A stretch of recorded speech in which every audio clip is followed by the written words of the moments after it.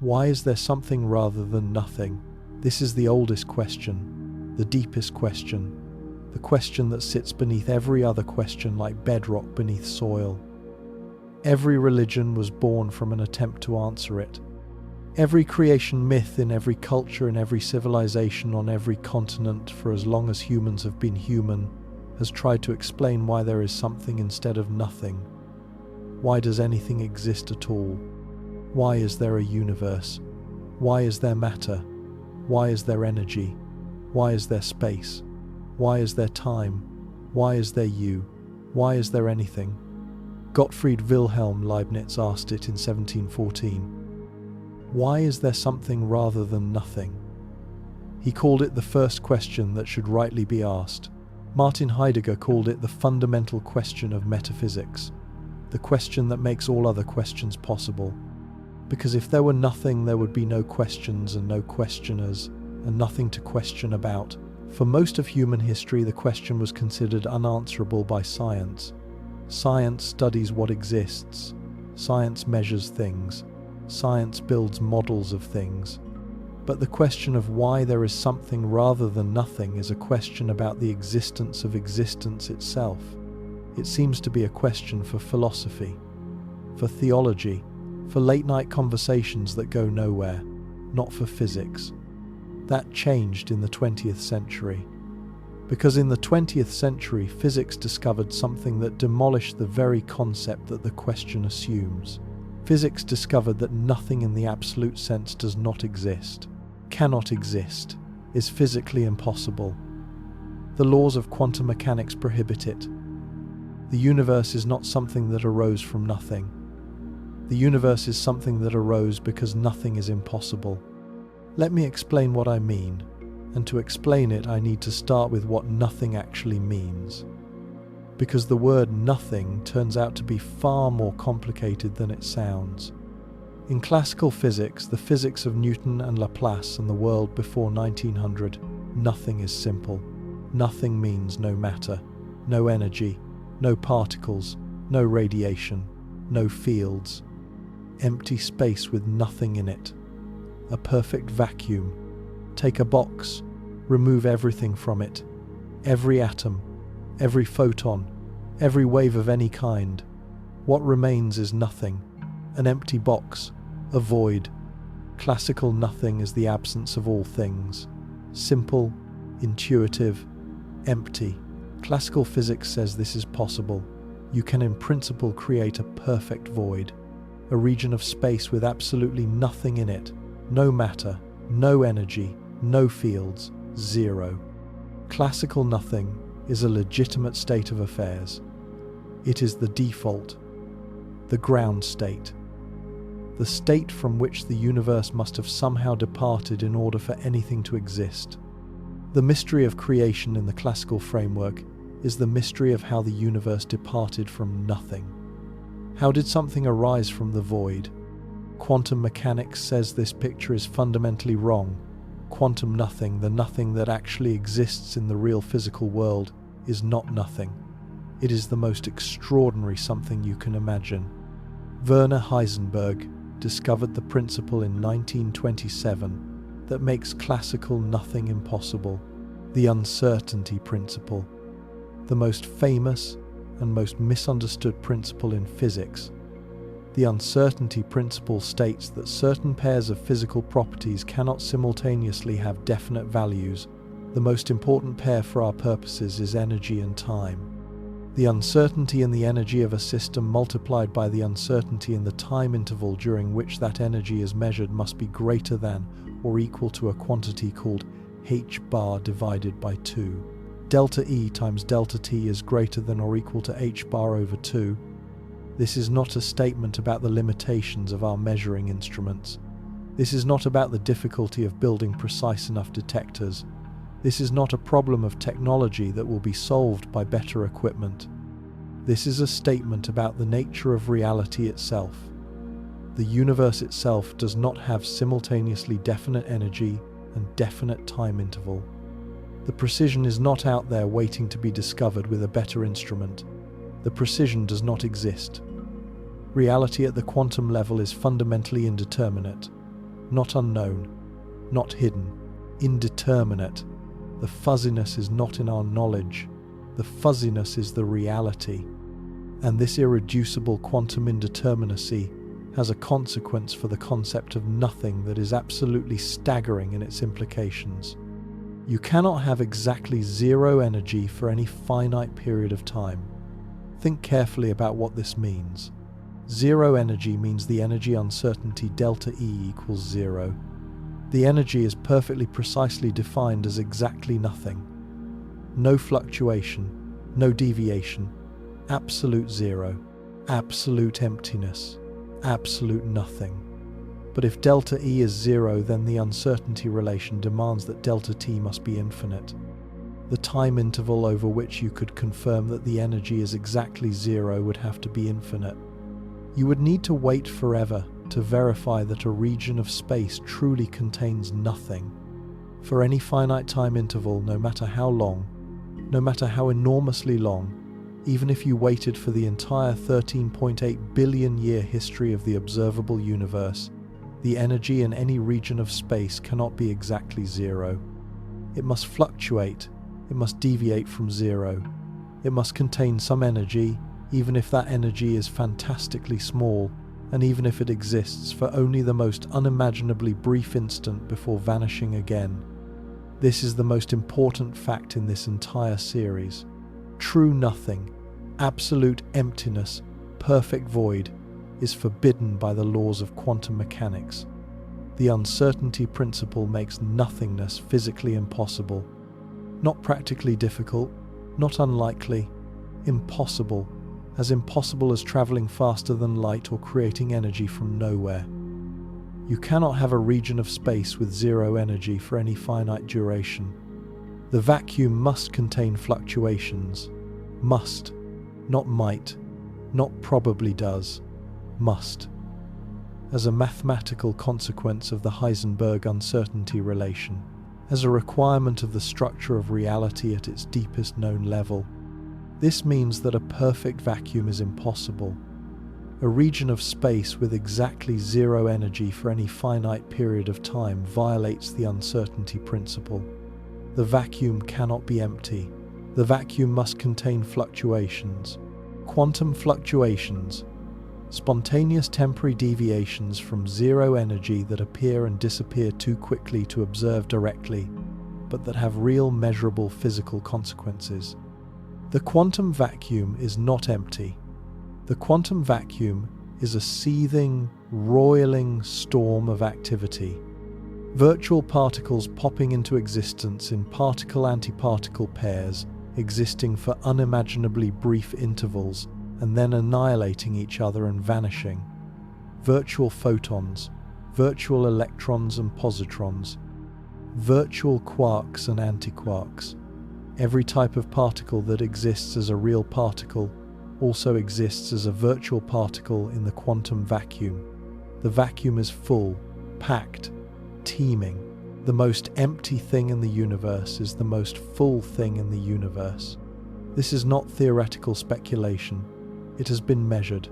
The Casimir effect, predicted by Hendrik Casimir in 1948 and confirmed experimentally by Steve Lamoureux at Los Alamos National Laboratory in 1997. Place two uncharged metallic plates very close together in a vacuum. Classical physics predicts no force between them. There is nothing between the plates.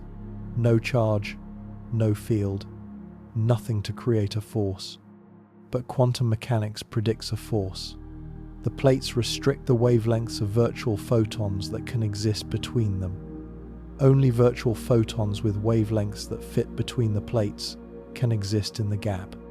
Outside the plates, all wavelengths are possible.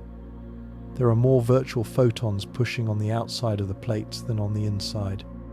The plates are pushed together by nothing, by the vacuum, by the fluctuations of empty space that is not empty. Lamoureux measured this force. It matched the prediction to within 5%. The quantum vacuum is real. Its fluctuations are real. Its energy is real. Nothing is not nothing. The Lamb shift provides another confirmation. Willis Lamb measured it in 1947 and won the Nobel Prize for it. The electron in a hydrogen atom should occupy specific energy levels predicted by the Dirac equation, but the actual energy levels are slightly different from the prediction, slightly shifted. The shift is caused by the electron interacting with virtual photons in the quantum vacuum. The electron is constantly absorbing and emitting virtual photons from the vacuum. These interactions shift the electron's energy levels by a tiny but measurable amount. The Lamb shift has been measured to extraordinary precision, matching the predictions of quantum electrodynamics to 12 decimal places.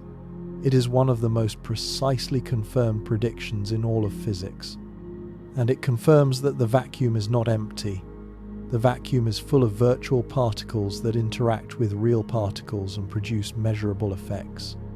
The spontaneous emission of photons by excited atoms is another consequence of the quantum vacuum. When an atom in an excited state drops to a lower energy state and emits a photon, why does it drop? In classical physics, there is no reason. The excited state is perfectly stable if nothing perturbs it. But the quantum vacuum is not nothing. The virtual photons of the vacuum perturb the excited atom and stimulate it to emit a real photon. Every photon of light that every star in the universe has ever emitted was stimulated by the fluctuations of the quantum vacuum. The light of the sun exists because nothing is not nothing. Now. Here is where this connects to the origin of the universe. The Big Bang is the standard model of cosmology, the most thoroughly tested and most firmly established model of the origin and evolution of the observable universe. The universe began approximately 13.8 billion years ago in an extraordinarily hot, dense state, and has been expanding and cooling ever since. The temperature in the first fractions of a second exceeded trillions of degrees. Matter as we know it did not exist. There were no atoms, no molecules, no stars, no planets. Just a plasma of fundamental particles and radiation so energetic and so dense that the physics of that epoch can only be described by the most advanced theories we possess. This is not speculation. The Big Bang model is supported by 3 independent and mutually reinforcing lines of evidence, each of which would be compelling on its own, and together constitute one of the strongest cases in all of science. First, the expansion of the universe, measured originally by Edwin Hubble in 1929 through the systematic redshift of light from distant galaxies. Galaxies are moving away from us. The farther away they are, the faster they are receding. This is not galaxies flying through space. This is space itself expanding, carrying the galaxies with it. The expansion has been measured with extraordinary precision by modern surveys, including the Wilkinson Microwave Anisotropy Probe, WMAP, and the Planck Satellite, and the Type Ia supernovae surveys that won the 2011 Nobel Prize in Physics. The expansion rate, the Hubble constant, is known to within about 1%. Second, the cosmic microwave background radiation, predicted by George Gamow, Ralph Alpher, and Robert Herman in the late 1940s, and discovered accidentally by Arno Penzias and Robert Wilson at Bell Laboratories in 1965. A uniform glow of microwave radiation coming from every direction in the sky with a temperature of 2.725 Kelvin. The afterglow of the Big Bang. The echo of the moment approximately 380,000 years after the Big Bang, when the universe cooled enough for electrons to combine with nuclei to form neutral atoms and light to travel freely for the first time. Before that moment, the universe was opaque, a fog of plasma. After that moment, the universe became transparent. The light released at that moment has been traveling ever since, stretched by the expansion of the universe from its original visible wavelength to microwave wavelength, and arriving at our detectors from every direction today. The spectrum of this radiation matches the prediction of Big Bang theory to better than 1 part in 100,000. It is the most perfect blackbody spectrum ever measured in nature. Third, the abundance of light elements, hydrogen, helium, and lithium, in the proportions predicted by Big Bang nucleosynthesis. The process of nuclear fusion that occurred in the first few minutes after the Big Bang, when the universe was hot enough and dense enough for protons and neutrons to fuse into light nuclei. The theory predicts that the universe should be approximately 75% hydrogen, 25% helium, and trace amounts of lithium by mass. This matches the observed abundances to remarkable precision. No other process in astrophysics produces these specific ratios. These three lines of evidence converge on the same conclusion. The universe began 13.8 billion years ago in a hot, dense state. This is among the most firmly established facts in all of science. But notice what I said and what I did not say. I said the universe began in a hot, dense state. I did not say the universe began from nothing. I did not say the universe began from a point of zero size and infinite density. I did not say the Big Bang was the beginning of everything. Because these are separate claims and the evidence supports some of them and not others. The expansion of the universe can be traced backward in time. As you go back, the universe gets smaller, hotter, and denser. The equations of general relativity describe this contraction precisely. And if you trace the contraction all the way back to time zero, the equations predict something disturbing. The universe contracts to a single point of zero volume and infinite density, a singularity. All the matter and energy in the observable universe compressed into a point with no dimensions.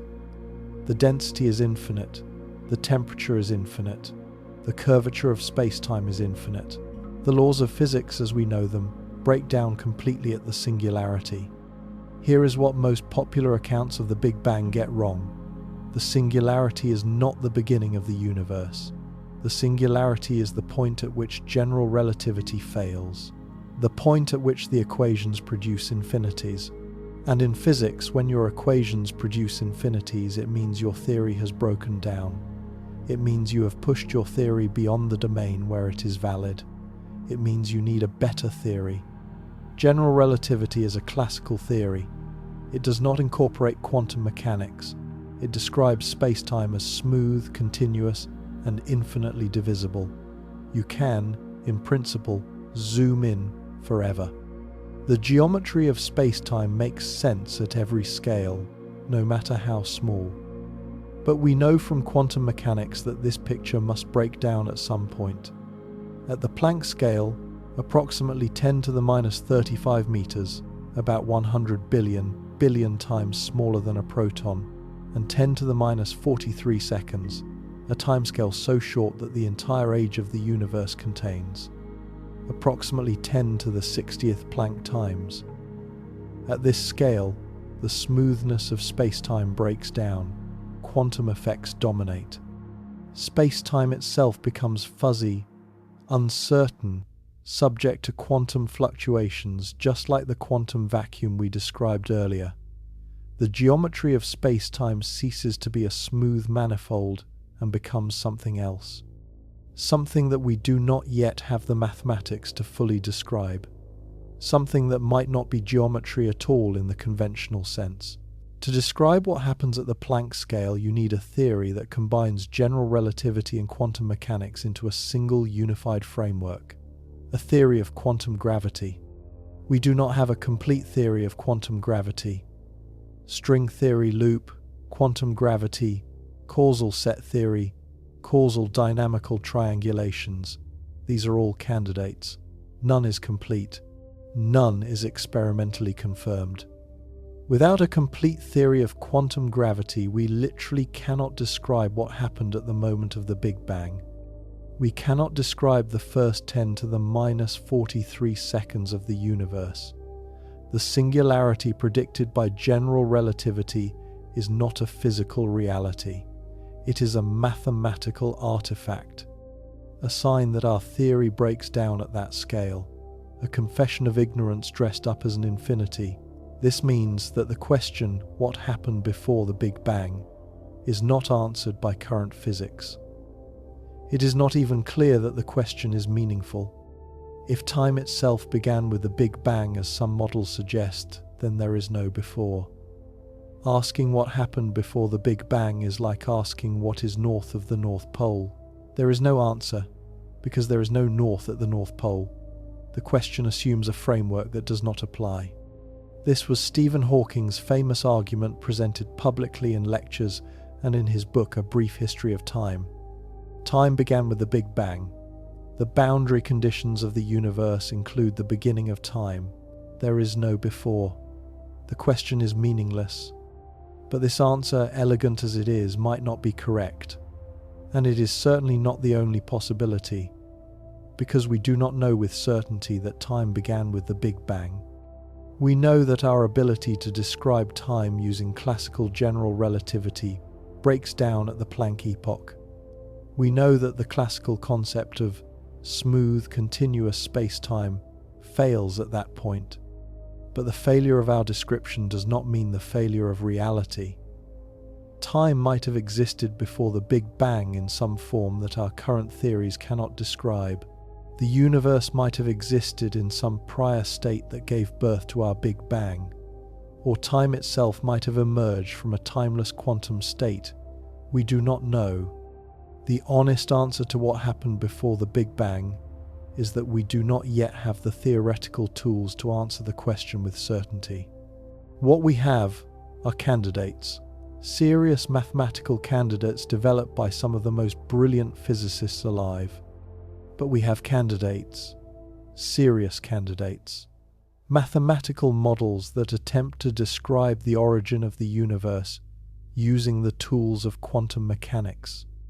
Models that take the quantum vacuum, the seething fullness of nothing that we described earlier, and ask whether the universe itself could be a quantum fluctuation, a bubble of space-time that emerged from the quantum vacuum the way virtual particles emerge from the vacuum, spontaneously, without cause, without plan, without prior existence, a fluctuation of nothing that became everything. This idea is not mysticism. It is not philosophy dressed up as physics. It is mathematics. Precise mathematical models developed by some of the most brilliant physicists of the 20th and 21st centuries. Models that make specific predictions about the properties of the universe. Predictions that, in some cases, match what we observe. Edward Tryon was the first to connect the quantum vacuum to the origin of the universe. In 1973, Tryon, a physicist at Columbia University, published a short, remarkable paper in Nature with a title that captured the breathtaking audacity of the idea. Is the universe a vacuum fluctuation? The paper was only 2 pages long, but it contained an insight that has shaped cosmology ever since.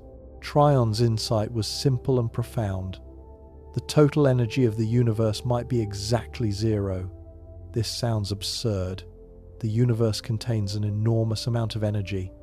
The mass energy of all the matter in the observable universe is approximately 10 to the 70th joules. The energy of all the radiation, all the kinetic energy, all the thermal energy is immense. How can the total be zero? The answer is gravity. Gravitational potential energy is negative. When two masses attract each other and fall together, the gravitational potential energy between them becomes more negative.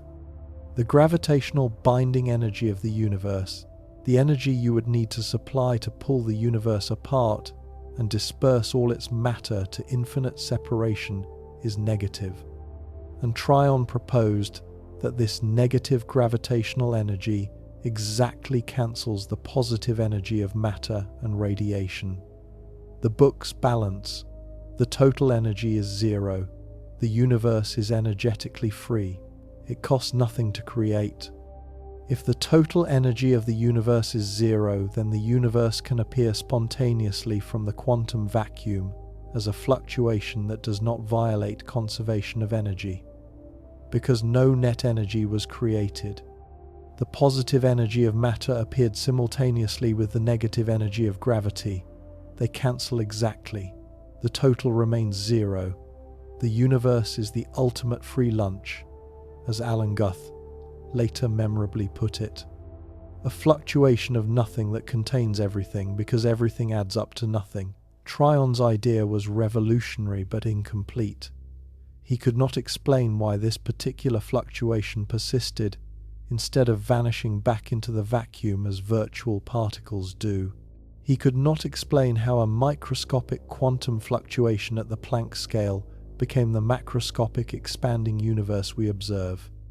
He could not explain the specific properties of the universe, its geometry, its density, its expansion rate. These problems were addressed over the following decades by Alexander Vilenkin with his tunneling from nothing proposal, by Stephen Hawking and James Hartle with their no-boundary wave function, by Alan Guth, Andre Linde, and others with the theory of cosmic inflation. These are the models that attempt to explain not just that the universe came from the quantum vacuum, but how, through what specific quantum mechanical process, with what specific mathematical description. But before we explore those models in detail in the next part, we need to appreciate what has already been established, not speculated, not proposed, not hypothesized, established by measurement, by experiment, by the most precisely confirmed predictions in the history of science. Nothing is not nothing. The quantum vacuum is a physically real state of extraordinary activity. Virtual particles exist. Their effects are measured. The vacuum has energy. The vacuum has structure. The vacuum has fluctuations that produce real forces between real objects. The most empty thing in the universe is not empty. The void is full. The absence is a presence. Nothing is the most active something in physics. This means that the question, why is there something rather than nothing, is based on a false assumption. The assumption that nothing is the default state, the assumption that nothing is simple and something is complicated, the assumption that the existence of the universe requires an explanation, but the existence of nothing does not. Quantum mechanics reverses this assumption. Nothing is impossible. Something is inevitable. The quantum vacuum cannot be truly empty. The fluctuations cannot be suppressed. The virtual particles cannot be prevented from appearing. The question is not, why is there something, rather than nothing? The question is, why this particular something rather than some other something? Why this universe with these laws and these constants and these particles, rather than some other universe with different laws and different constants and different particles? This is a fundamentally different question, and it has fundamentally different answers. Answers that involve quantum tunneling from nothing. Answers that involve the wave function of the universe. Answers that involve the origin of time itself from a state that is not temporal. Answers that, according to some physicists, require a conscious observer to actualize the quantum possibilities of the primordial vacuum. Answers that connect the origin of the universe to the measurement problem of quantum mechanics, and through the measurement problem to consciousness itself.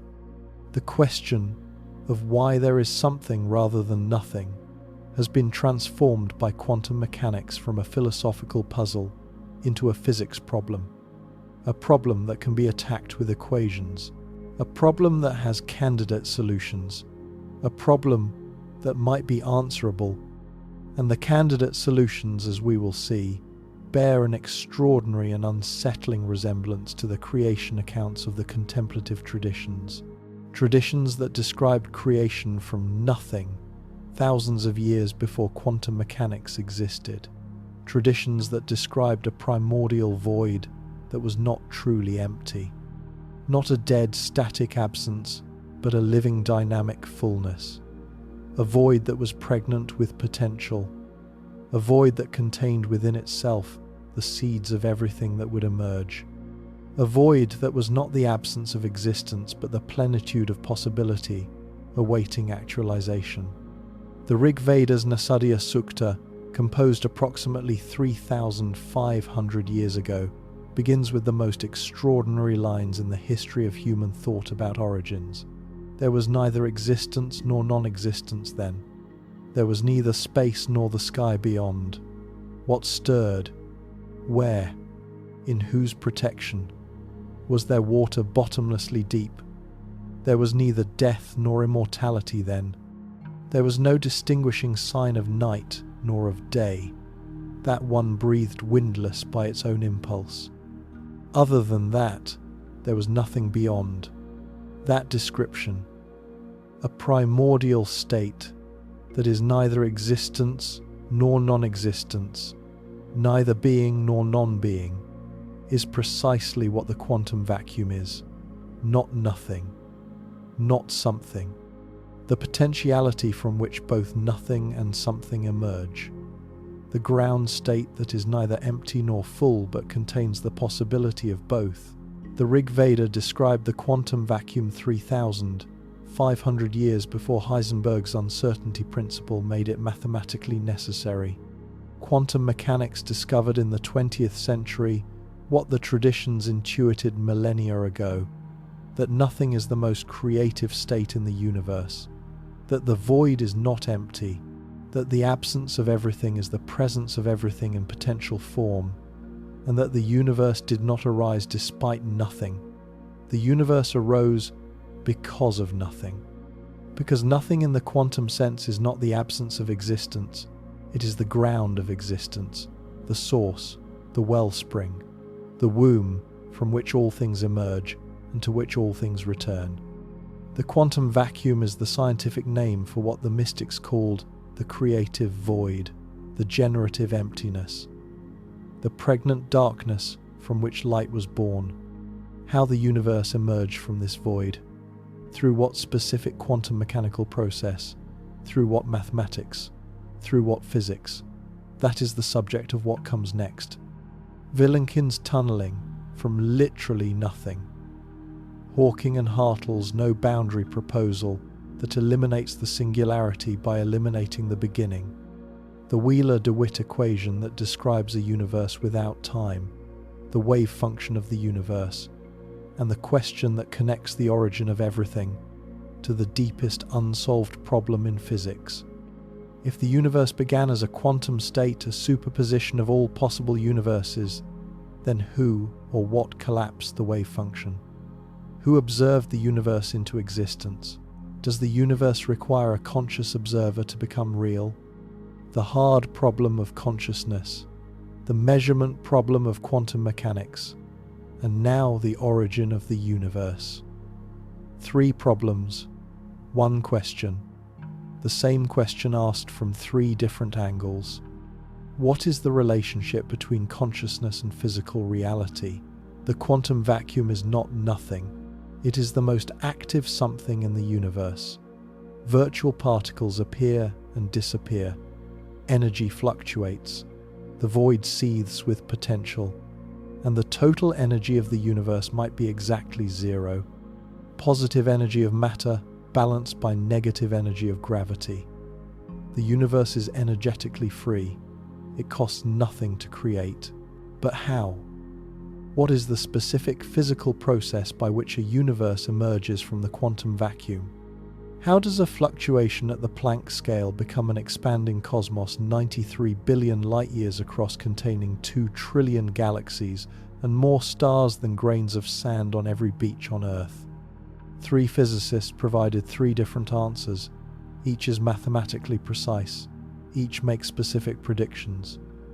Each has been taken seriously by the physics community for decades, and each describes creation from nothing in terms that would have been unimaginable before quantum mechanics. Alexander Vilenkin, 1982, Tufts University. Vilenkin asked the most radical question anyone had ever asked in physics. Can the universe tunnel into existence from literally nothing? To understand Vilenkin's proposal, you need to understand quantum tunneling. In classical physics, a particle cannot pass through a barrier if it does not have enough energy to get over the barrier. A ball rolling toward a hill will roll back down if it does not have enough energy to reach the top. The barrier is absolute, impenetrable. You either have enough energy or you do not. This is the classical picture. Quantum mechanics says the classical picture is wrong. A quantum particle encountering a barrier has a non-zero probability of appearing on the other side of the barrier, even if it does not have enough energy to pass over it. The particle tunnels through the barrier. It does not go over. It does not go around. It goes through. The probability decreases exponentially with the width and height of the barrier, but it is never zero. For any finite barrier, there is always a non-zero probability of tunneling. This is not theoretical. Quantum tunneling is the basis of nuclear fusion in stars. It is the mechanism behind radioactive decay. It is the operating principle of the tunnel diode and the scanning tunneling microscope. It is measured in laboratories every day. Quantum tunneling is one of the most thoroughly confirmed phenomena in physics.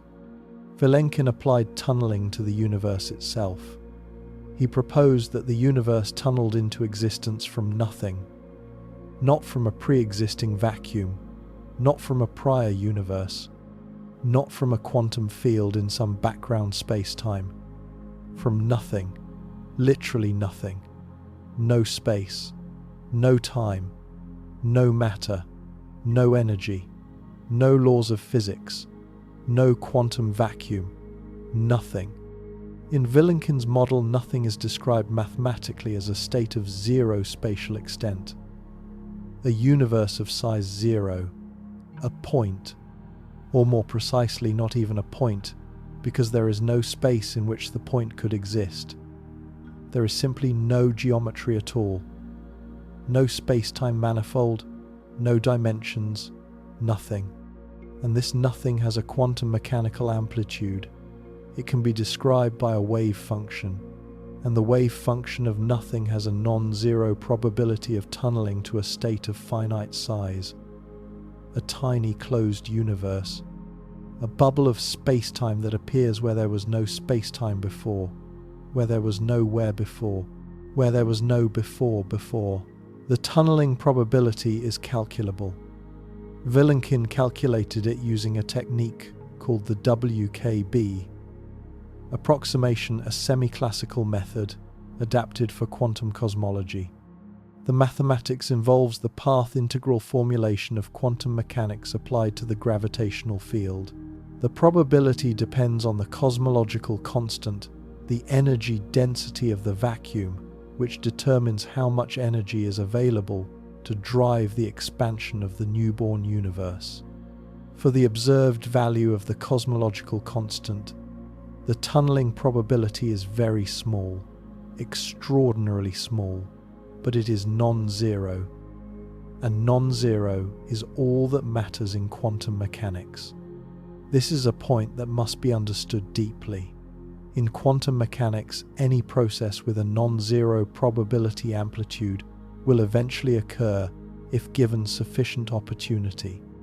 A radioactive atom with a half-life of 1 billion years will eventually decay, not might, will. Given enough time, any non-zero probability becomes a certainty. But here is where the proposal becomes truly mind-bending. In the state of nothing from which the universe tunnels, there is no time. Time does not exist yet. Time is created by the tunneling event. So the concept of eventually does not apply. There is no waiting. There is no duration before the tunneling occurs. The tunneling is not an event that happens at a particular moment in a pre-existing time. The tunneling is the origin of time itself. It is the event that creates the framework within which events can occur. Vilenkin has compared this to asking what is south of the South Pole. The question assumes a direction that does not exist at that point. Similarly, asking what happened before the tunneling assumes a time that does not exist before the tunneling. The tunneling from nothing is not a process that occurs in time. It is the process by which time comes into existence. This is why Vilenkin's nothing is truly radical. It is not empty space. It is not a quantum vacuum. It is not a prior universe in a different phase. It is the literal absence of everything. No space, no time, no laws of physics, no mathematical structure, nothing. And from this, nothing, by the strange logic of quantum mechanics, a universe tunnels into existence. bringing space and time, and the laws of physics with it. The universe that tunnels into existence in Vilenkin's model is initially tiny, Planck scale, approximately 10 to the minus 35 meters across, unimaginably small. But it is filled with an enormous energy density, the energy of the inflaton field. And this energy drives a period of exponential expansion, cosmic inflation. In an inconceivably brief interval, approximately 10 to the minus 36 to 10 to the minus 32 seconds, the universe expands by a factor of at least 10 to the 26th. A region smaller than a proton becomes larger than the observable universe. The exponential expansion smooths out any irregularities in the initial geometry. It flattens the spatial curvature. It dilutes any pre-existing particles, and when inflation ends, the energy of the inflaton field is converted into the matter and radiation that fill the universe. This conversion is called reheating. It is the moment when the hot, dense plasma that we call the Big Bang is created. The Big Bang, in this picture, is not the origin of the universe, it is the end of inflation. The moment when the exponential expansion stops and the familiar expansion of standard cosmology begins. Inflation is not speculative. It was proposed independently by Alan Guth at MIT in 1981 and by Andrei Lindy in the Soviet Union at nearly the same time. It solves three major problems with the standard Big Bang model: the horizon problem, the flatness problem, the monopole problem, and it makes a specific prediction that has been confirmed. The cosmic microwave background should contain tiny temperature fluctuations with a nearly scale-invariant spectrum. This prediction was confirmed by the COBE satellite in 1992, by WMAP in 2003, and by the Planck satellite in 2015 with extraordinary precision. Inflation is supported by the data. It is the standard framework of modern cosmology. Vilenkin's proposal is extraordinary in its implications. The universe came from nothing, not from something that resembles nothing. From nothing, no space, no time, no laws. The laws of physics themselves emerged with the universe. They did not pre-exist the universe. There was no framework in which the universe appeared. The universe is its own framework. It created itself. Or more precisely, it tunneled itself into existence through a quantum process that requires no prior cause, no prior time, no prior space, and no prior anything. Stephen Hawking and James Hartle proposed a different approach in 1983, the no-boundary proposal. Hartle was a physicist at the University of California, Santa Barbara. Hawking was Lucasian Professor of Mathematics at Cambridge, the chair once held by Newton. Their paper, published in Physical Review D, is one of the most cited papers in the history of quantum cosmology. The Hartle-Hawking proposal addresses the problem of the initial singularity differently from Vilenkin. Rather than having the universe tunnel from nothing, Hartle and Hawking propose that the universe has no boundary in time, no beginning, no singularity, no first moment. The proposal uses a mathematical technique called Wick rotation. In ordinary physics, time is described by a real number. In the Hartle-Hawking proposal, as you trace the universe backward toward what would be the singularity, time gradually becomes imaginary. Real time transforms smoothly into imaginary time, and in imaginary time the singularity disappears. The geometry of the universe in imaginary time is smooth and finite, like the surface of a sphere. A sphere has no edge, no boundary, no beginning point. If you walk on the surface of a sphere, you never reach an edge. You can keep going forever without encountering a boundary. Similarly, the universe in imaginary time has no beginning, no first moment, no singularity. The temporal direction simply curves around and closes like the surface at the South Pole of the Earth. The South Pole is not the edge of the Earth. It is just another point on a smooth surface. The beginning of the universe in the Hartle-Hawking proposal is not the edge of time. It is just another point on a smooth four-dimensional surface. Hawking explained this in A Brief History of Time with an analogy that has become one of the most famous analogies in the history of science. Asking what happened before the Big Bang is like asking what is south of the South Pole. There is nothing south of the South Pole. Not because you reach an edge and fall off. Because the concept of south ceases to apply at the South Pole, the surface of the Earth curves and the direction that was south smoothly becomes east or west, or any other direction along the surface. There is no edge, no boundary, no end of the world, just a smooth surface that curves. Similarly, the concept of before ceases to apply at the origin of the universe in the Hartle-Hawking proposal. Time curves and the direction that was temporal smoothly becomes spatial. There is no before because before is not a direction that exists at the origin. Time does not end at the Big Bang. Time transforms into something else, something spatial, something that does not have the properties of time as we experience it. The philosophical implications are extraordinary. The universe in the Hartle-Hawking proposal is completely self-contained. It does not depend on anything outside itself. It does not require initial conditions imposed from the outside. It does not require a creator who set it going. It does not require a first cause. Every moment in the universe is preceded by another moment in the smooth curved geometry, even the moment closest to what we would call the beginning. Because the geometry curves, the beginning is not a moment. It is a region of the four-dimensional surface where time gradually becomes space, where the distinction between temporal and spatial directions dissolves, where the very concept of a first moment loses its meaning. The Hartle-Hawking proposal does not require the universe to come from nothing in Vilenkin's sense. It requires the universe to have no boundary, no edge in time. The universe simply is. It exists as a self-contained four-dimensional geometry with no beginning and no end. Not eternal in the sense of lasting forever through infinite time. Eternal in the sense of having no temporal boundary. Complete, whole, self-sufficient. The question of what caused the universe does not arise because there is no first moment that requires a cause. The chain of causation does not terminate at a beginning.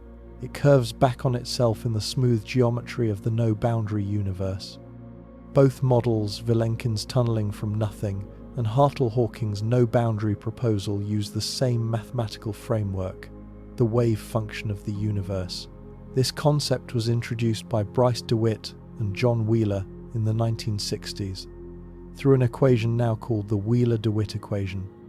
The Wheeler-DeWitt equation is the most important equation in quantum cosmology, and it has a property that is deeply disturbing. The equation does not contain time. There is no time variable, no temporal evolution, no before and after. The wave function of the universe as described by the Wheeler-DeWitt equation is timeless, static, eternal. It does not evolve. It does not change. It simply is. This is not a minor technical feature. This is the deepest problem in quantum cosmology. If the fundamental equation describing the universe contains no time, then time as we experience it must be emergent, not fundamental. Time must arise from within the timeless wave function through some process that the equation itself does not describe. The experience of temporal flow, the sense of moments passing, the feeling that time moves from past to future, all of this must emerge from a reality that is fundamentally timeless. This connects directly to the block universe that we explored in the previous series. The Wheeler-DeWitt equation describes a universe that is a timeless, four-dimensional structure, a block. The block does not evolve in time because there is no time for it to evolve in. Time is a feature of the block experienced from the inside, an emergent property of a fundamentally timeless reality. The Wheeler-DeWitt equation provides the mathematical foundation for the block universe. It is not merely a philosophical interpretation of relativity. It is a consequence of the most fundamental equation in quantum cosmology. Vilenkin and Hartle proposed different boundary conditions for the Wheeler-DeWitt equation, different solutions. Vilenkin's tunneling boundary condition selects a wave function in which the universe tunnels from zero size to finite size. Hartle-Hawking's no boundary condition selects a wave function in which the universe has no boundary and no singularity. Both solutions describe a universe that emerges from a state that cannot be called existence in the ordinary sense. Vilenkin's nothing is the absence of everything, including space and time. Hartle-Hawking's no boundary state is a smooth geometry in imaginary time that does not have a first moment. Both transcend the ordinary distinction between something and nothing. Both describe a universe that is in some sense self-caused, self-existing, not requiring anything outside itself to explain its existence. And here is where the deepest question arises, the question that connects the origin of the universe to everything we have explored in the previous series about consciousness and quantum mechanics. The wave function of the universe describes the universe as a quantum superposition, a superposition of all possible geometries, all possible configurations of matter and energy, all possible histories. The universe in its quantum description is not one definite thing. It is all possible things simultaneously. Just as an electron before measurement exists in a superposition of all possible positions, the universe before whatever plays the role of measurement exists in a superposition of all possible states. But we observe a definite universe. We observe a specific geometry, a specific distribution of matter, a specific history. The cosmic microwave background has specific temperature fluctuations. The galaxies have specific positions. You are reading these specific words. The universe is not a vague superposition of possibilities. It is a specific actuality. What collapsed the wave function of the universe? What selected this particular actuality from among the infinite superposition of possibilities?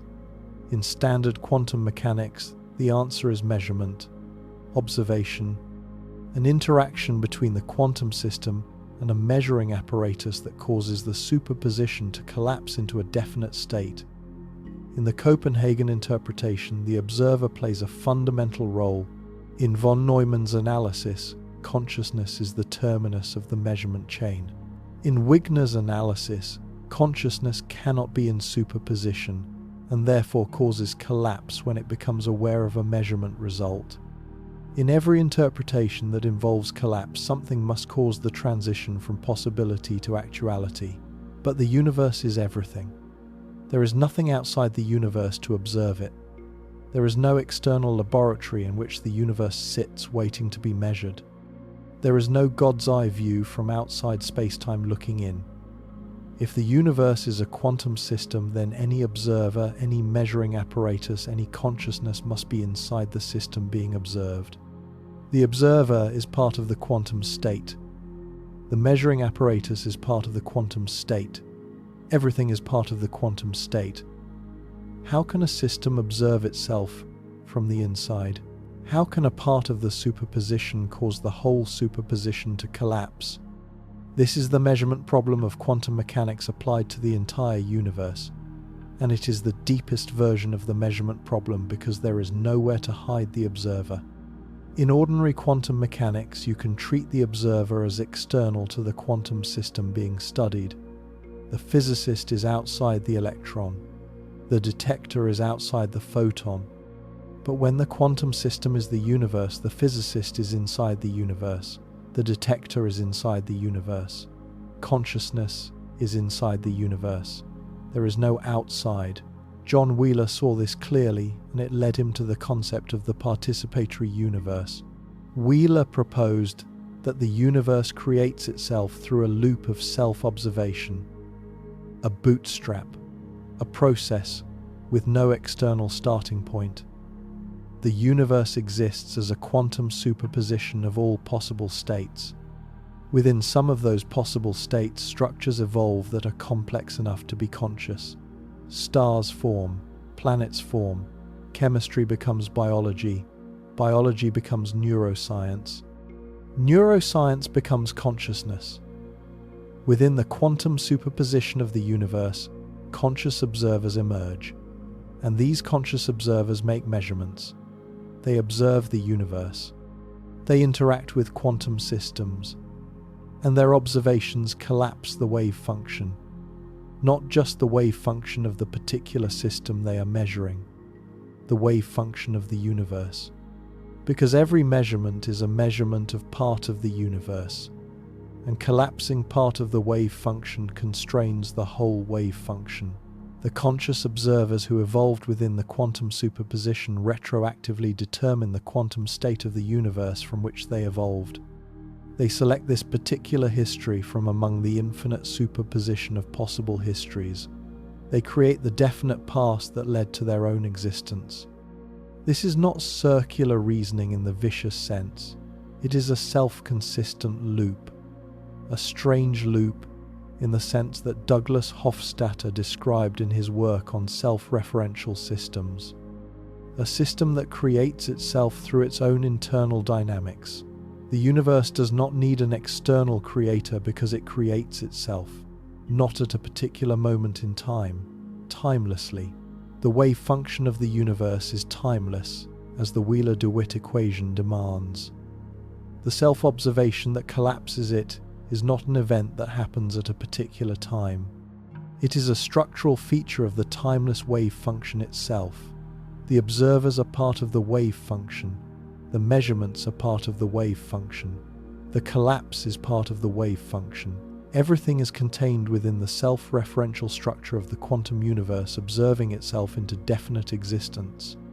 Wheeler expressed this through his famous delayed choice thought experiment extended to the cosmic scale. We explored Wheeler's delayed choice experiment in detail in the previous series. At the laboratory scale, the experiment shows that present measurement choices determine past photon behavior. At the cosmic scale, the principle is the same. The measurements we make today, astronomers observing distant quasars, physicists measuring the cosmic microwave background, neuroscientists investigating consciousness. These measurements participate in determining the history of the universe, including the conditions at the Big Bang, including the initial quantum state from which everything emerged. The present creates the past as much as the past creates the present. The universe is what Wheeler called a self-exciting circuit. He drew this as a famous diagram shaped like a U. At one end, the Big Bang represented as a small dense point. The U curves through the history of the universe, growing larger as the universe expands. At the other end of the U, a conscious observer, represented by an eye. The eye is looking back across the curve of the U at the Big Bang, and the act of looking, the act of conscious observation, participates in bringing the Big Bang into definite existence. The universe creates the observers through 13.8 billion years of physical evolution. The observers create the universe through the quantum mechanical act of observation, not sequentially in time, simultaneously, timelessly. In the eternal self-referential structure of the quantum wave function that the Wheeler-DeWitt equation describes, this is where physics arrives at the intersection of the deepest questions: the origin of the universe, the nature of consciousness, the measurement problem of quantum mechanics, the hard problem. They are not separate problems, they are facets of the same problem. The universe exists as a quantum state. Quantum states require observation to become definite. Observation requires consciousness. Consciousness requires a universe in which it can evolve. The chain is circular, self-referential, self-creating. Eugene Wigner argued that consciousness is necessary for the collapse of the wave function based on his analysis of the measurement chain. Von Neumann showed mathematically that the chain of physical interactions during a measurement never produces collapse on its own. Each physical system simply becomes entangled with the previous one in the chain. The superposition propagates. It never resolves. The detector becomes entangled with the particle. The computer becomes entangled with the detector. The physicist's brain becomes entangled with the computer. At no point in this chain of physical interactions does the superposition collapse into a definite outcome. Von Neumann concluded that the collapse must occur at the interface between the physical world and consciousness. Wheeler argued that the universe is a participatory self-observing system that bootstraps itself into existence through conscious observation. Penrose argued that consciousness is built into the collapse process through objective reduction at the Planck scale, linking gravity, quantum mechanics, and awareness in a single mechanism. Stapp argued that consciousness operates through the quantum Zeno effect, choosing which questions nature answers, and thereby shaping physical reality through the act of attention. Each of these arguments was developed independently by different physicists, working on different aspects of the measurement problem. None of them set out to prove that consciousness is cosmologically necessary. They arrived at this conclusion through the internal logic of quantum mechanics itself, and each independently points to the same extraordinary conclusion. Consciousness is not an accidental byproduct of a universe that could exist without it. Consciousness is not an optional feature, not a late addition, not an evolutionary accident. Consciousness is a necessary feature of a universe that could exist at all. Without consciousness, the wave function of the universe remains an uncollapsed superposition of all possibilities, a fog of potentiality, a mathematical abstraction that never becomes concrete. Not a universe, not anything definite, not anything at all in the ordinary sense, just possibilities without actuality, potential without realization. The universe needs consciousness to become real, and consciousness needs the universe to exist as a physical substrate. They co-arise, co-create, co-depend. Neither is primary, neither came first.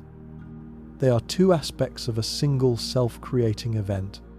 This is the most profound implication of quantum cosmology, and it is the implication that connects physics most directly to the contemplative traditions. The universe did not exist first as dead unconscious matter and then accidentally produce consciousness after billions of years of evolution.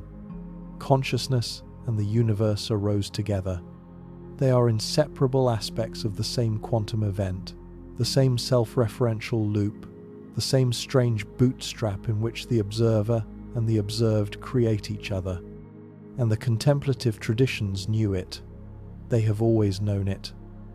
Because the contemplative traditions do not separate the question of how the universe began from the question of what consciousness is. In every major tradition without exception, the creation account is simultaneously a consciousness account. The universe is created by awareness, through awareness, as an expression of awareness. The Hindu Brahman is simultaneously the ultimate reality, the source of creation, and the consciousness that pervades every particle of creation.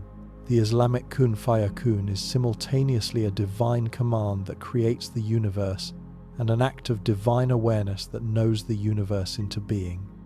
The Buddhist dependent origination is simultaneously a cosmological principle describing how phenomena arise, and a principle of consciousness describing how experience is constructed. The Kabbalistic Ein Sof is simultaneously the infinite source of creation and the infinite consciousness from which all finite consciousness derives. The traditions understood through direct contemplative insight what quantum cosmology is now suggesting through mathematical formalism. That the origin of the universe and the origin of consciousness are not two separate events that happen to coincide. They are the same event, the same mystery, the same unanswerable question asked from two different directions. Physics asks from the outside, contemplation asks from the inside, and both arrive at the same precipice. the edge where matter and mind meet, where the physical and the conscious are no longer distinguishable, where the universe and the awareness of the universe are revealed to be one thing. What the traditions said about this, how they described creation from the void, how the Nasadiya Sukta's neither existence nor non-existence maps onto the quantum vacuum that is neither empty nor full, how the fa-yakun maps onto the collapse of the wave function, how the Buddhist Pratitya maps onto Wheeler's self-exciting circuit, how the Kabbalistic tzimtzum maps onto the no-boundary proposal. These convergences are the subject of what comes next. The oldest surviving text about the origin of the universe is not a physics paper, it is a hymn, the Nasadiya Sukta, the hymn of creation, composed approximately 3,500 years ago as part of the Rig Veda, the most ancient of the Hindu scriptures. 7 verses, 40 lines, and in those 40 lines, a description of the state before creation that is so precise, so radical, and so eerily consistent with modern quantum cosmology that when physicists encounter it for the first time, the reaction is almost always the same. How did they know? The Nasadiya Sukta begins. There was neither existence nor non-existence then, neither the realm of space nor the sky which is beyond. What stirred? Where? In whose protection? Was there water bottomlessly deep? There was neither death nor immortality then. There was no distinguishing sign of night nor of day. That one breathed windless by its own impulse. Other than that, there was nothing beyond. Darkness was hidden by darkness in the beginning.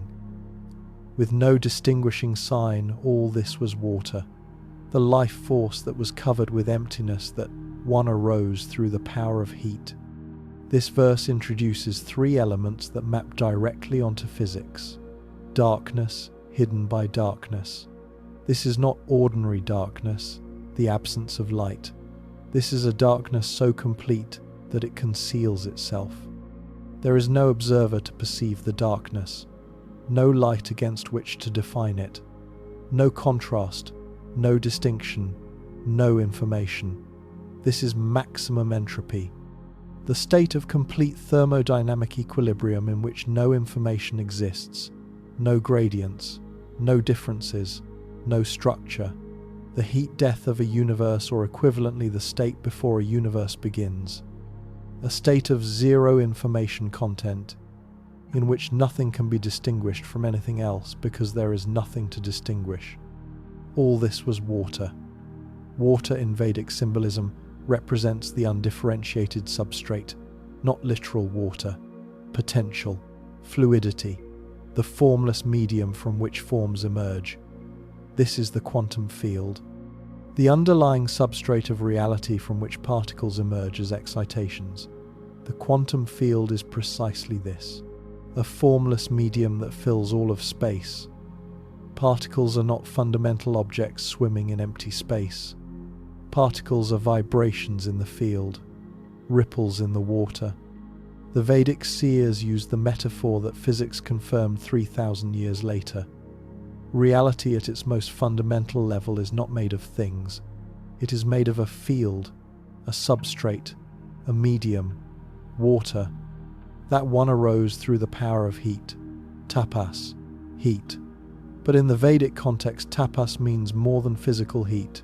It means creative intensity, concentrated energy, the focused power that transforms potential into actual.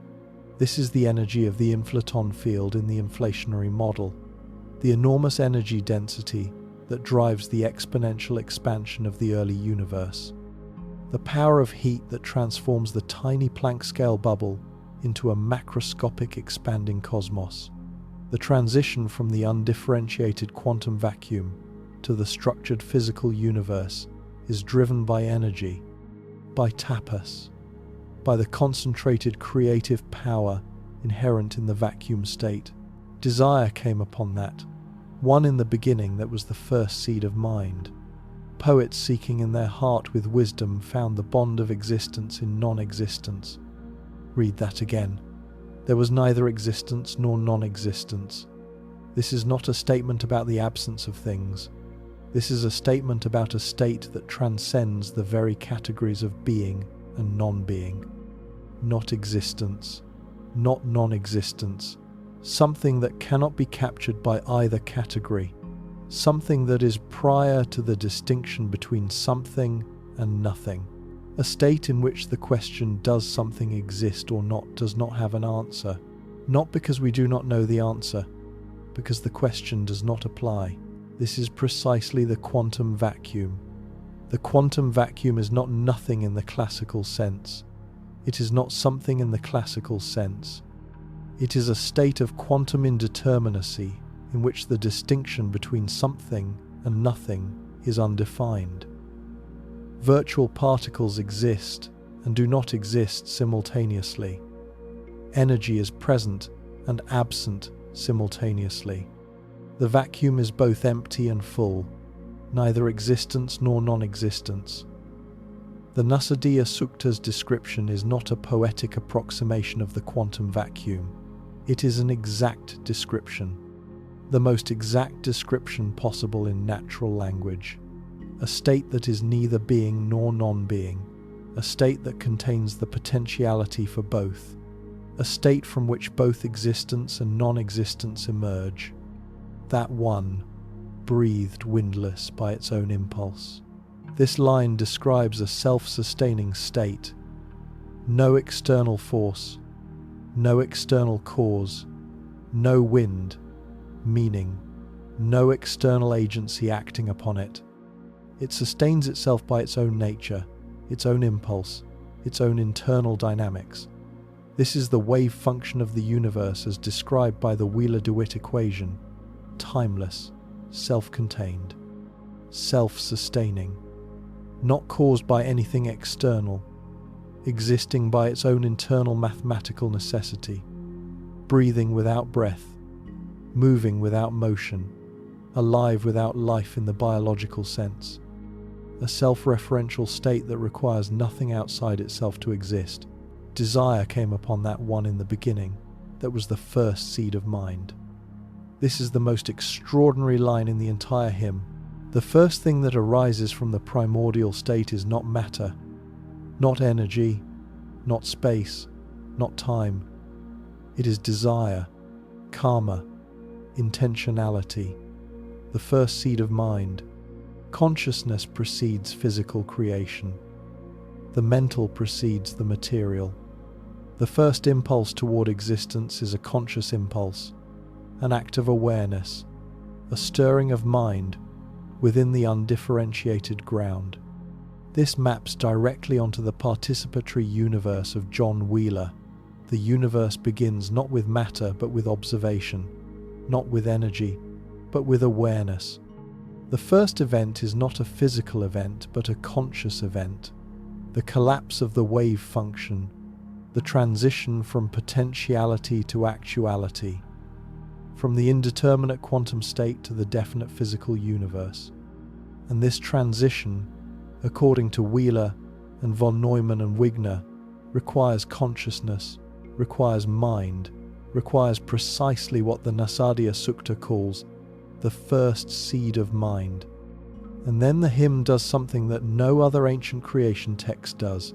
It expresses doubt, radical, honest doubt. Who really knows? Who will here proclaim it?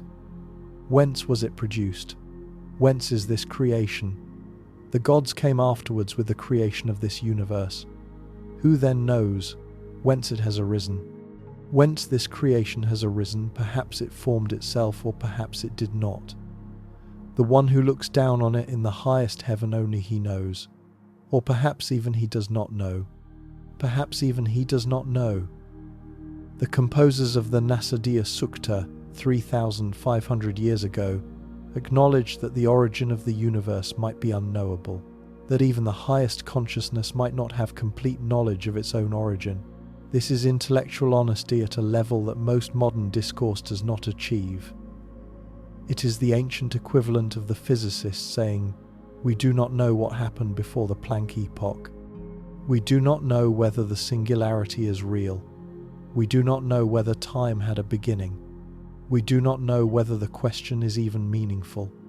The Nasadiya Sukta and modern physics share not only their description of the primordial state, but their epistemic humility about the limits of knowledge regarding that state. Islam approaches creation with a different emphasis, but arrives at convergent insights of remarkable precision. The Quran describes creation through a single Arabic word that carries a weight and power that has no equivalent in any other language. Kun, be. God says kun fa-yakun, be, and it is.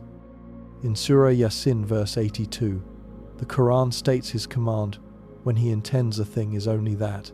He says to it, be, and it is. Creation is an act of divine speech, a command, a word spoken into the void that brings reality into existence, not through physical labor, not through material manipulation, but through the sheer force of divine intention, divine will, divine consciousness, directed at the void. The Quran also describes a state before creation that resonates with the quantum vacuum. In Surah Hud verse 7 it states, "And He it is, who created the heavens and the earth in 6 periods, and His throne was upon the water. Before the creation of the heavens and the earth, God's throne was upon the water, the primordial water again, the undifferentiated substrate, the formless medium." The same image that the Nasadiya Sukta uses, and that ancient Egypt uses, and that emerges independently across cultures because it accurately describes the nature of the pre-creation state. Not empty, not solid, not structured, fluid, potential. The quantum field before the symmetry-breaking events that created the particles and forces we observe. This sounds completely different from the quantum mechanical picture at first glance. A personal God commanding existence through speech seems to have nothing in common with vacuum fluctuations and tunneling wave functions. But look deeper, much deeper, past the surface language, past the theological framework, to the structural description of what is actually happening. What is kun fa-yakun actually describing? It is describing the transition from potentiality to actuality through an act of conscious intention. The universe exists in a state of potential. God's command actualizes that potential, transforms possibility into reality, collapses the indeterminate into the definite. This is structurally identical to the collapse of the wave function. The wave function contains all possibilities. The observation, the conscious act of awareness, selects one possibility and makes it actual. Kun is the observation. Fa-yakun is the collapse. Be is the measurement. And it is describes the definite outcome. The Quran emphasizes that creation is effortless for God. Kun fa-yakun, just be. No struggle, no labor, no process that takes time and effort. Instantaneous, effortless. This matches the quantum tunneling model. Vilenkin's tunneling from nothing is not a process that requires energy or effort. The total energy is zero. The tunneling is spontaneous. It requires no external input, no force, no agency pushing from outside. The universe creates itself with zero net energy expenditure, effortlessly. Kun fa-yakun. The Sufi mystics develop this further. Ibn Arabi taught that God creates the world anew at every instant, not once in the distant past, but continuously. At every moment the universe is annihilated and recreated. This is called tajdid al-khalq, the renewal of creation. At every instant the universe returns to non-existence and is brought back into existence by the continuous divine command kun. This is not metaphor for Ibn Arabi. This is ontological description. The universe has no independent existence. It exists only because God continuously wills it into being. If the divine attention were withdrawn for a single instant, the universe would cease to exist. This maps onto the quantum Zeno effect and the role of continuous observation in maintaining quantum states. A quantum system that is continuously observed is maintained in its current state. The observation prevents the system from evolving into other states. If observation ceases, the system immediately begins to evolve into a superposition of states. The definite reality that we observe requires continuous observation to maintain its definiteness. If observation stopped, the wave function would immediately begin to spread into an indeterminate superposition. Ibn Arabi's continuous creation through continuous divine awareness is structurally identical to the continuous observation that quantum mechanics requires to maintain the definite classical world that we experience. Buddhism approaches the origin question from a direction that initially appears to contradict both physics and the other traditions. Buddhism denies that the universe had a beginning. The Buddha explicitly refused to answer questions about the origin of the universe. In the Wheeler-Dewitt Sutta, the Buddha compared such questions to a man shot with a poisoned arrow who refuses treatment until he knows who shot the arrow, what the arrow was made of, and where the archer came from. The man will die before he gets his answers. Similarly, the Buddha taught that questions about the origin of the universe do not tend toward liberation from suffering, and therefore are not worth pursuing. This is not anti-intellectualism. It is a radical prioritization of the practical over the speculative. But the Buddhist tradition does address cosmology. In the Agana Sutta, the Buddha describes cosmic cycles of expansion and contraction. The universe expands, beings evolve, civilizations rise and fall. The universe contracts, everything dissolves into a state of luminous formlessness. Then the cycle begins again. A new expansion, new beings, new civilizations. And the Buddha explicitly states that these cycles have no beginning. There is no first cycle, no first moment, no creation event, no primordial nothingness from which the first universe arose. The universe is beginningless, anamataga. Without discoverable beginning, the cycles extend backward infinitely. There was never a time when there was nothing. This sounds like it contradicts the Big Bang, but it does not, because the Big Bang is not necessarily the beginning of everything. The Big Bang is the earliest event we can describe with our current physics. Before the Planck epoch, we do not know what happened. Roger Penrose's conformal cyclic cosmology proposes that the universe goes through infinite cycles of Big Bangs, each one emerging from the heat death of the previous cycle. Lee Smolin's cosmological natural selection proposes that universes give birth to baby universes through black holes, creating a lineage of universes with no ultimate beginning. The ekpyrotic model and the cyclic model of Paul Steinhardt and Neil Turok propose that our Big Bang was a collision between higher dimensional membranes in a cycle that has no beginning and no end. Each of these is a serious scientific proposal published in peer-reviewed journals. Each is consistent with the Buddha's teaching that the universe is beginningless, and the Buddhist concept of pratitya samutpada dependent origination provides perhaps the deepest philosophical framework for understanding how a universe can exist without a first cause. Pratitya samutpada states that everything arises in dependence on conditions. Nothing exists independently. Nothing is self-caused. Nothing is uncaused. Everything is conditionally arisen. This applies to the universe itself. The universe does not exist independently. It does not need a first cause, because the concept of a first cause assumes linear causation with a beginning. Pratitya samutpada is circular, mutual. A arises in dependence on B, and B arises in dependence on A. Neither is first, neither is primary. They co-arise. This is Wheeler's self-exciting circuit described in Buddhist philosophical language. The universe and the observer co-arise. Neither is first. Neither causes the other in a linear temporal sense. They mutually condition each other in a circular, self-referential structure that has no beginning because it has no linear sequence.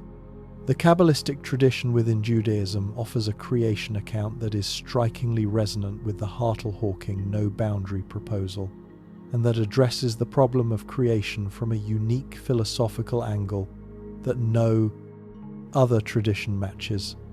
The concept is tzimtzum, contraction, withdrawal, self-limitation, developed most fully by Rabbi Isaac Luria in 16th century, safed in the Galilee, and transmitted through his student Chaim Vital. The Lurianic Kabbalah describes creation as an act not of divine expansion, but of divine contraction.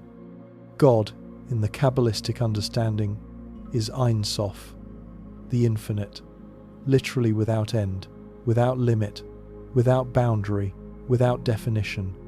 Ein Sof is not a being among beings. Ein Sof is being itself, absolute, total, filling all of reality without remainder. There is nothing that is not Ein Sof, no space that is not God, no place where God is not, no void, no absence, no emptiness. If Ein Sof is literally everywhere and everything, then there is a profound problem. There is no room for a universe.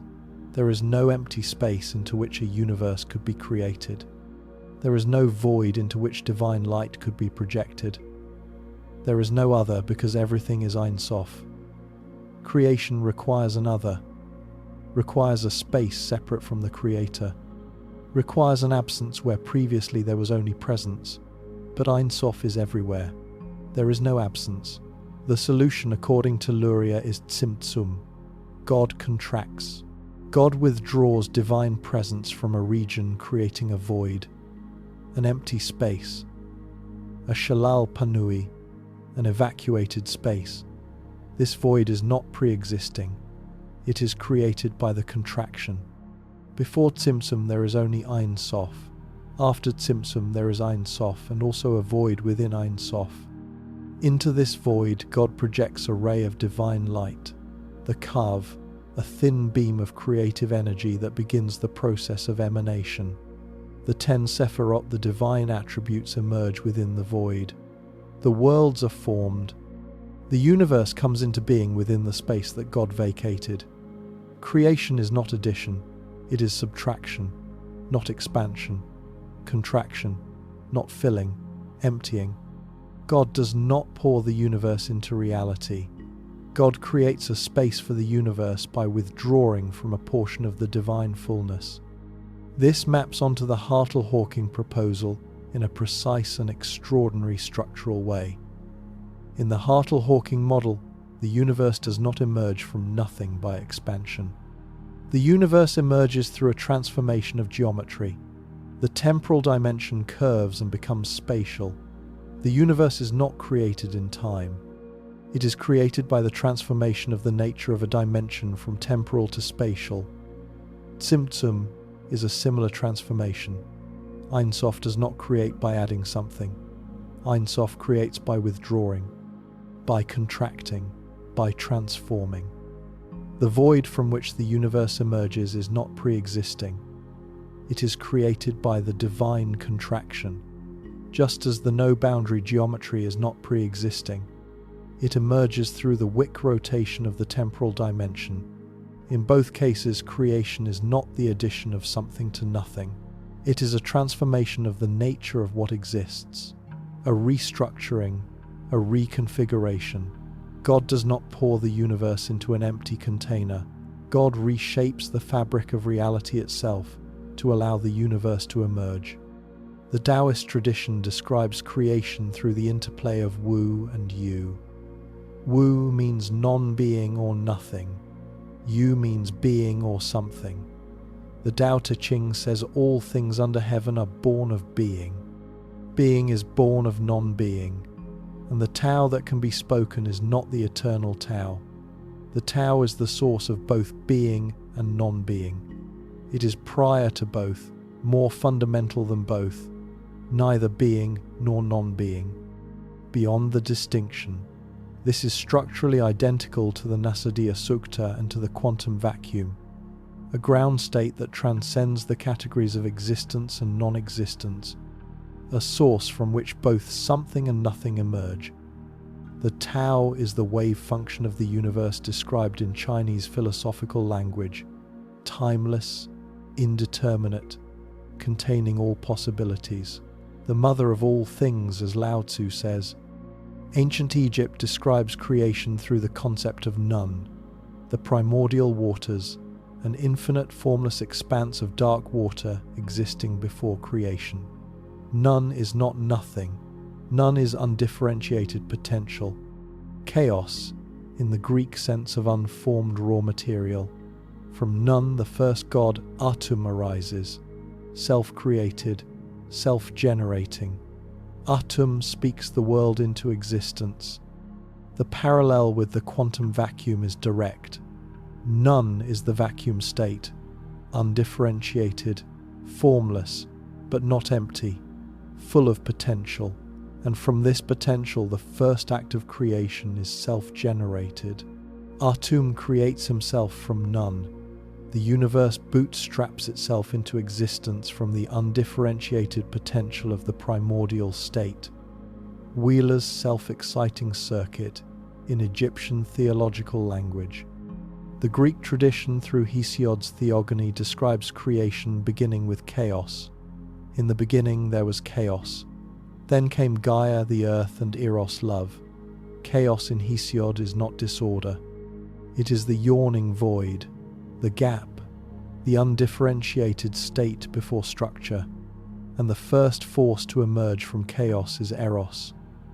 Love, desire, attraction, the force that draws things together and creates structure from formlessness. This parallels the Nasadiya Sukta's karma desire as the first seed of creation, and it parallels the role of the fundamental forces in physics. The forces of nature, gravity, electromagnetism, the strong and weak nuclear forces, are what creates structure from the undifferentiated energy of the early universe. Without forces there would be no structure, no atoms, no molecules, no stars, no life. The forces are the physical equivalent of Eros, the principle that transforms chaos into cosmos, potential into actuality, nothing into something. The convergences across traditions are now visible in their full, extraordinary scope. The quantum vacuum is neither existence nor non-existence, which is precisely the Nasadiya Sukta's description of the state before creation. The wave function collapsed through conscious observation is the physics of kun fa-yakun, the divine command that transforms potentiality into actuality through conscious intention. The self-exciting circuit of Wheeler, in which the universe and the observer create each other, is pratitya samutpada, dependent origination, in which nothing exists independently and everything co-arises. The Hartle Hawking, no boundary proposal, in which the temporal dimension transforms into a spatial dimension at the origin, is tzimtzum, in which the infinite creates space for the finite through self-limitation and transformation. The Tao is the ground state that transcends being and non-being, the wave function that contains all possibilities. Nun is the undifferentiated quantum vacuum, the formless substrate from which structure emerges through self-generation. Eros and karma are the symmetry-breaking events, the first forces that create structure and differentiation from the formless ground state. These convergences cannot be dismissed as coincidence or cherry-picking. 6 major traditions on 5 continents spanning 4 millennia, all describing the same fundamental structure, not the same details, not the same theology, not the same metaphysics, but the same structure, a primordial state that is neither being nor non-being, but contains the potential for both. A first creative impulse that is conscious or intentional or at minimum involves mind and desire as primary rather than secondary features of the origin. a self-referential process in which the created participates in creating itself, and an acknowledgement in several traditions that the ultimate origin may exceed the capacity of any description, whether scientific or theological. The traditions did not copy from each other. The Nasadiya Sukta was composed in the Indus Valley around 1500 BCE, the Tao Te Ching in China around the 6th century BCE, the Theogony in Greece around the 7th century BCE, the Buddhist suttas in India around the 5th century BCE, the Quran in 7th century Arabia, the Kabbalistic texts of Luria in 16th century Galilee, the Aboriginal Dreamtime in Australia tens of thousands of years before any written text existed anywhere on Earth. These are independent discoveries. Independent insights arrived at through different contemplative methods in different languages in different centuries on different continents, by thinkers who had no contact with each other and no access to each other's work. The convergence is real, it is documented, and it demands explanation. But intellectual honesty requires acknowledging the limits of what the convergence proves. The convergences are structural, not identical. The traditions differ in fundamental ways. Hinduism posits a primordial consciousness. Buddhism denies a primordial self. Islam insists on a personal creator God. Taoism describes an impersonal principle. These are not minor differences. They are incompatible metaphysical claims about the nature of the source.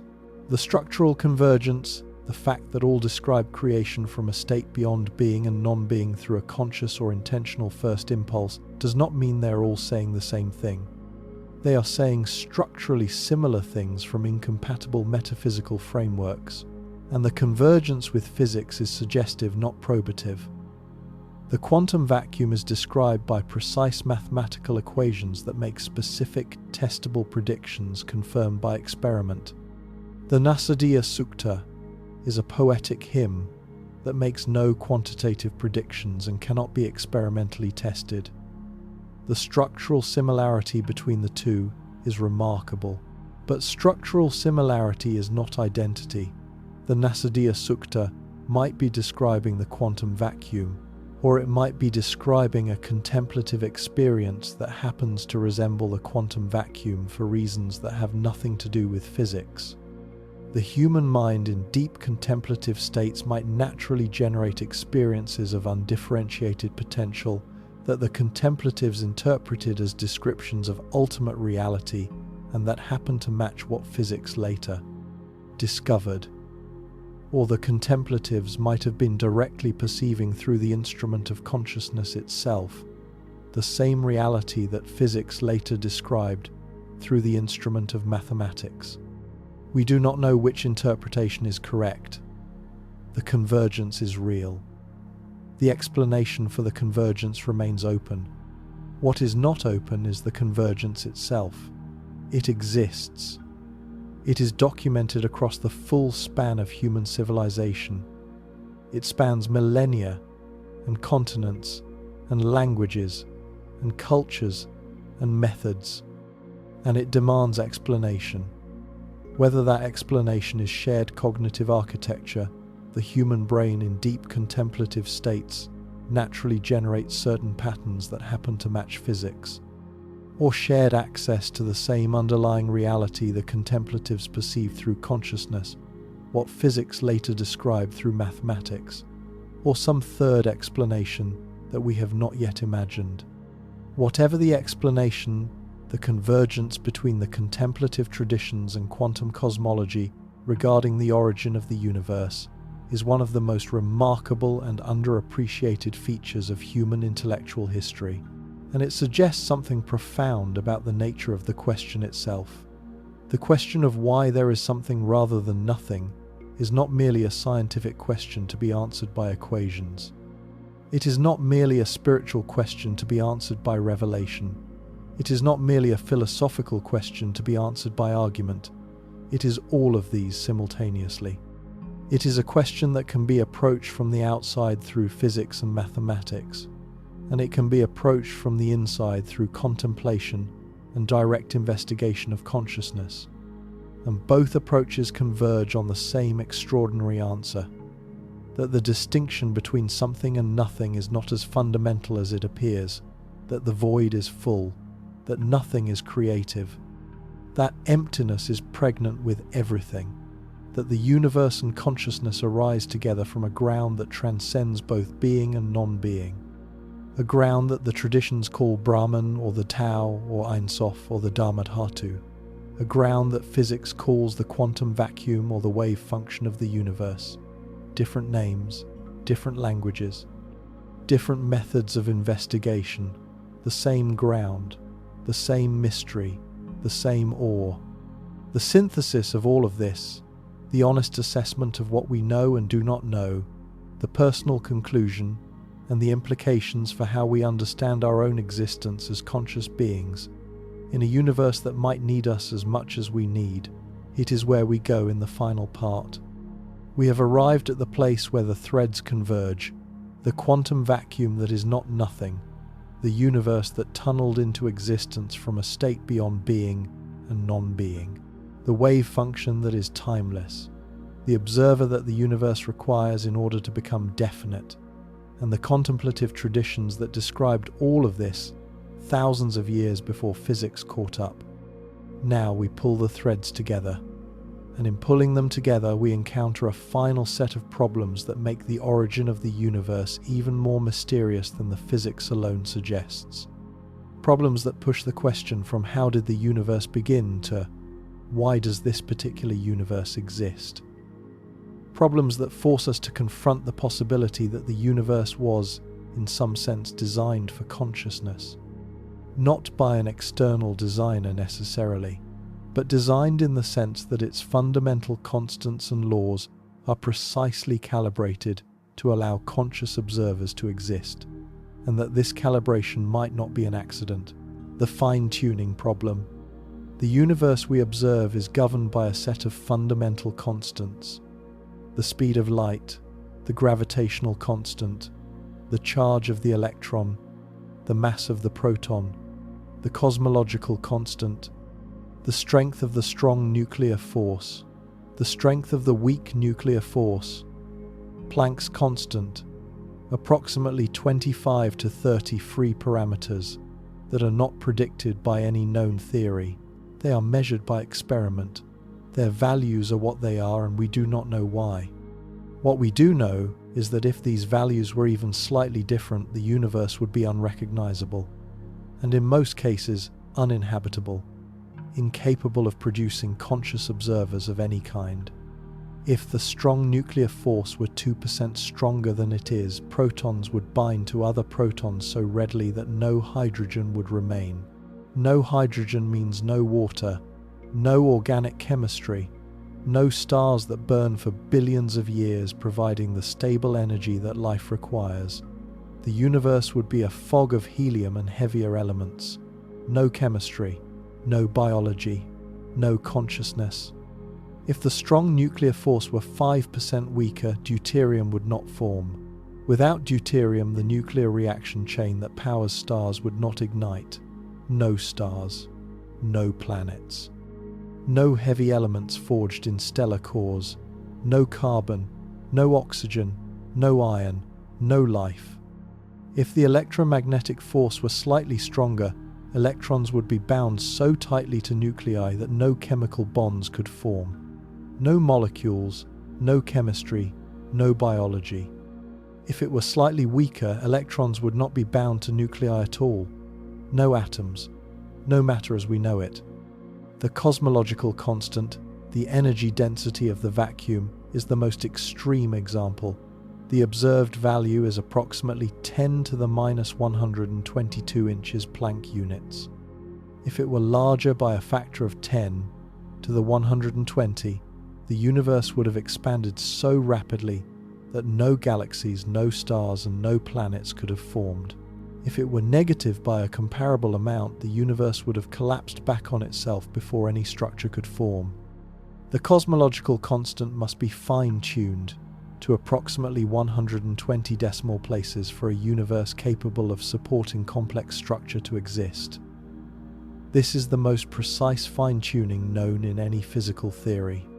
The ratio of the electromagnetic force to the gravitational force is approximately 10 to the 36th. If this ratio were even slightly different, stars would either burn too quickly to allow planetary systems to develop, or too slowly to produce the heavy elements necessary for life. Fred Hoyle discovered in the 1950s that the existence of carbon depends on a specific nuclear resonance in the carbon. 1,2 nucleus. This resonance, the Hoyle state, allows 3 helium nuclei to fuse into carbon inside stars at a rate sufficient to produce the carbon that organic chemistry requires. If the energy level of this resonance were different by more than about 4%, either no carbon would be produced, or all carbon would be immediately converted to oxygen. Either way, carbon-based life would be impossible. Hoyle, who was an atheist for most of his life, famously remarked that a common-sense interpretation of the facts suggests that a superintellect has monkeyed with physics as well as with chemistry and biology, and that there are no blind forces worth speaking about in nature. The fine-tuning is not a matter of 1 or 2 coincidences that might be explained away by chance. It is a systematic pattern of dozens of independent parameters, each of which must fall within a narrow range for a universe capable of complexity, chemistry, biology, and consciousness to exist. The probability that all of these parameters would simultaneously fall within the required ranges by chance, given no underlying constraint, is incomprehensibly small. Roger Penrose calculated that the probability of the initial conditions of the universe being suitable for the formation of structure that we observe is approximately 1 inch 10 to the 10 to the 123rd power. This number is so large that writing it out in ordinary notation would require more digits than there are atoms in the observable universe. Martin Rees, the Astronomer Royal and former president of the Royal Society, has written extensively about this in his book, Just 6 Numbers, arguing that just 6 fundamental numbers define the deepest properties of the cosmos, and that if any of them were slightly different, the universe would be incompatible with any form of organized complexity, let alone consciousness. The universe appears to be fine-tuned for the existence of conscious observers with a precision that is staggering by any standard. There are 3 mainstream responses to the fine-tuning problem, each with serious defenders in the physics community: design, multiverse, and necessity. The design hypothesis says the constants are fine-tuned because the universe was designed or intended by some form of intelligence to produce conscious observers. This is not the crude watchmaker argument of natural theology. It is a sophisticated philosophical position defended by physicists like Paul Davies, who has argued that the bio-friendly nature of the universe demands an explanation beyond mere accident, and by philosophers like Robin Collins, who has developed a rigorous probabilistic argument for cosmic design. The design hypothesis does not necessarily require a traditional God. It requires some form of teleology, some purposive element in the origin or structure of the universe. The contemplative traditions across the board support a version of this view, though they frame it in very different ways. The Hindu Brahman intends creation as an act of self-knowledge. The Islamic God designs creation through the conscious command kun fa-yakun. The Kabbalistic Ein Sof deliberately creates the conditions for finite existence through the self-limiting act of tzimtzum. In each tradition, the fine-tuning is not accidental. It is the expression of a creative consciousness that intended aware beings to exist within the universe. The multiverse hypothesis says that our universe is one of an enormous, possibly infinite number of universes, each with different values of the fundamental constants. In most of these universes, the constants do not permit complexity, chemistry, or consciousness, but in a tiny fraction the constants happen to fall within the habitable range by chance. We necessarily find ourselves in one of those rare habitable universes because we could not exist to observe an uninhabitable one. The fine-tuning is an observational selection effect, not evidence of design. This is the anthropic principle in its weak form, first articulated clearly by Brandon Carter in 1974. We observe fine-tuned constants because only fine-tuned constants permit observers to exist. There is nothing surprising about it, just as there is nothing surprising about finding yourself on a planet with breathable atmosphere, even though most planets do not have breathable atmosphere. You could not be on a planet without breathable atmosphere. Selection effect, not design. The multiverse hypothesis is supported by some versions of inflationary cosmology. Eternal inflation proposed by André Linde and Alexander Vilenkin suggests that inflation once started never completely ends. Different regions of the inflating space-time stop inflating at different times, creating pocket universes. Each pocket universe might have different values of the fundamental constants, determined by the particular way inflation ended in that region. The string theory landscape proposed by Leonard Susskind suggests that string theory permits approximately 10 to the 500th different configurations of the extra dimensions, each producing a different set of physical laws and constants. Combine eternal inflation with the string landscape, and you get a multiverse of 10 to the 500th universes, each with different physics. In such a multiverse, the fine-tuning of our universe is no more surprising than the fine-tuning of Earth for human life. There are trillions of planets. Most are uninhabitable. We happen to live on one that is habitable. No design required. Just large numbers and selection effects. The necessity hypothesis says that a future theory of everything will show that the fundamental constants could not have been otherwise, that the values we observe are the only mathematically consistent values, that the fine-tuning is not tuning at all but mathematical necessity. This is the most conservative response. It has the appeal of explaining fine-tuning without invoking either God or the multiverse. But no such theory currently exists, and there is no guarantee that one will. Here is what I find most striking about the fine-tuning problem. All three responses point in the same direction as the convergence between physics and the contemplative traditions. The design hypothesis says consciousness is intended by the intelligence behind the universe. The anthropic principle says consciousness is the selection criterion that determines which universes are observed. The necessity hypothesis, if true, would mean that the laws of physics necessarily produce consciousness. In every case, consciousness is not peripheral. Consciousness is central. Consciousness is either the purpose or the selector, or the inevitable product of the fundamental laws of physics. In no mainstream response to the fine-tuning problem is consciousness accidental. In no mainstream response is consciousness a meaningless byproduct. Consciousness is at the center of every explanation for why the universe is the way it is. This connects to John Wheeler's final great idea, the idea he spent the last 2 decades of his life developing, it from bit.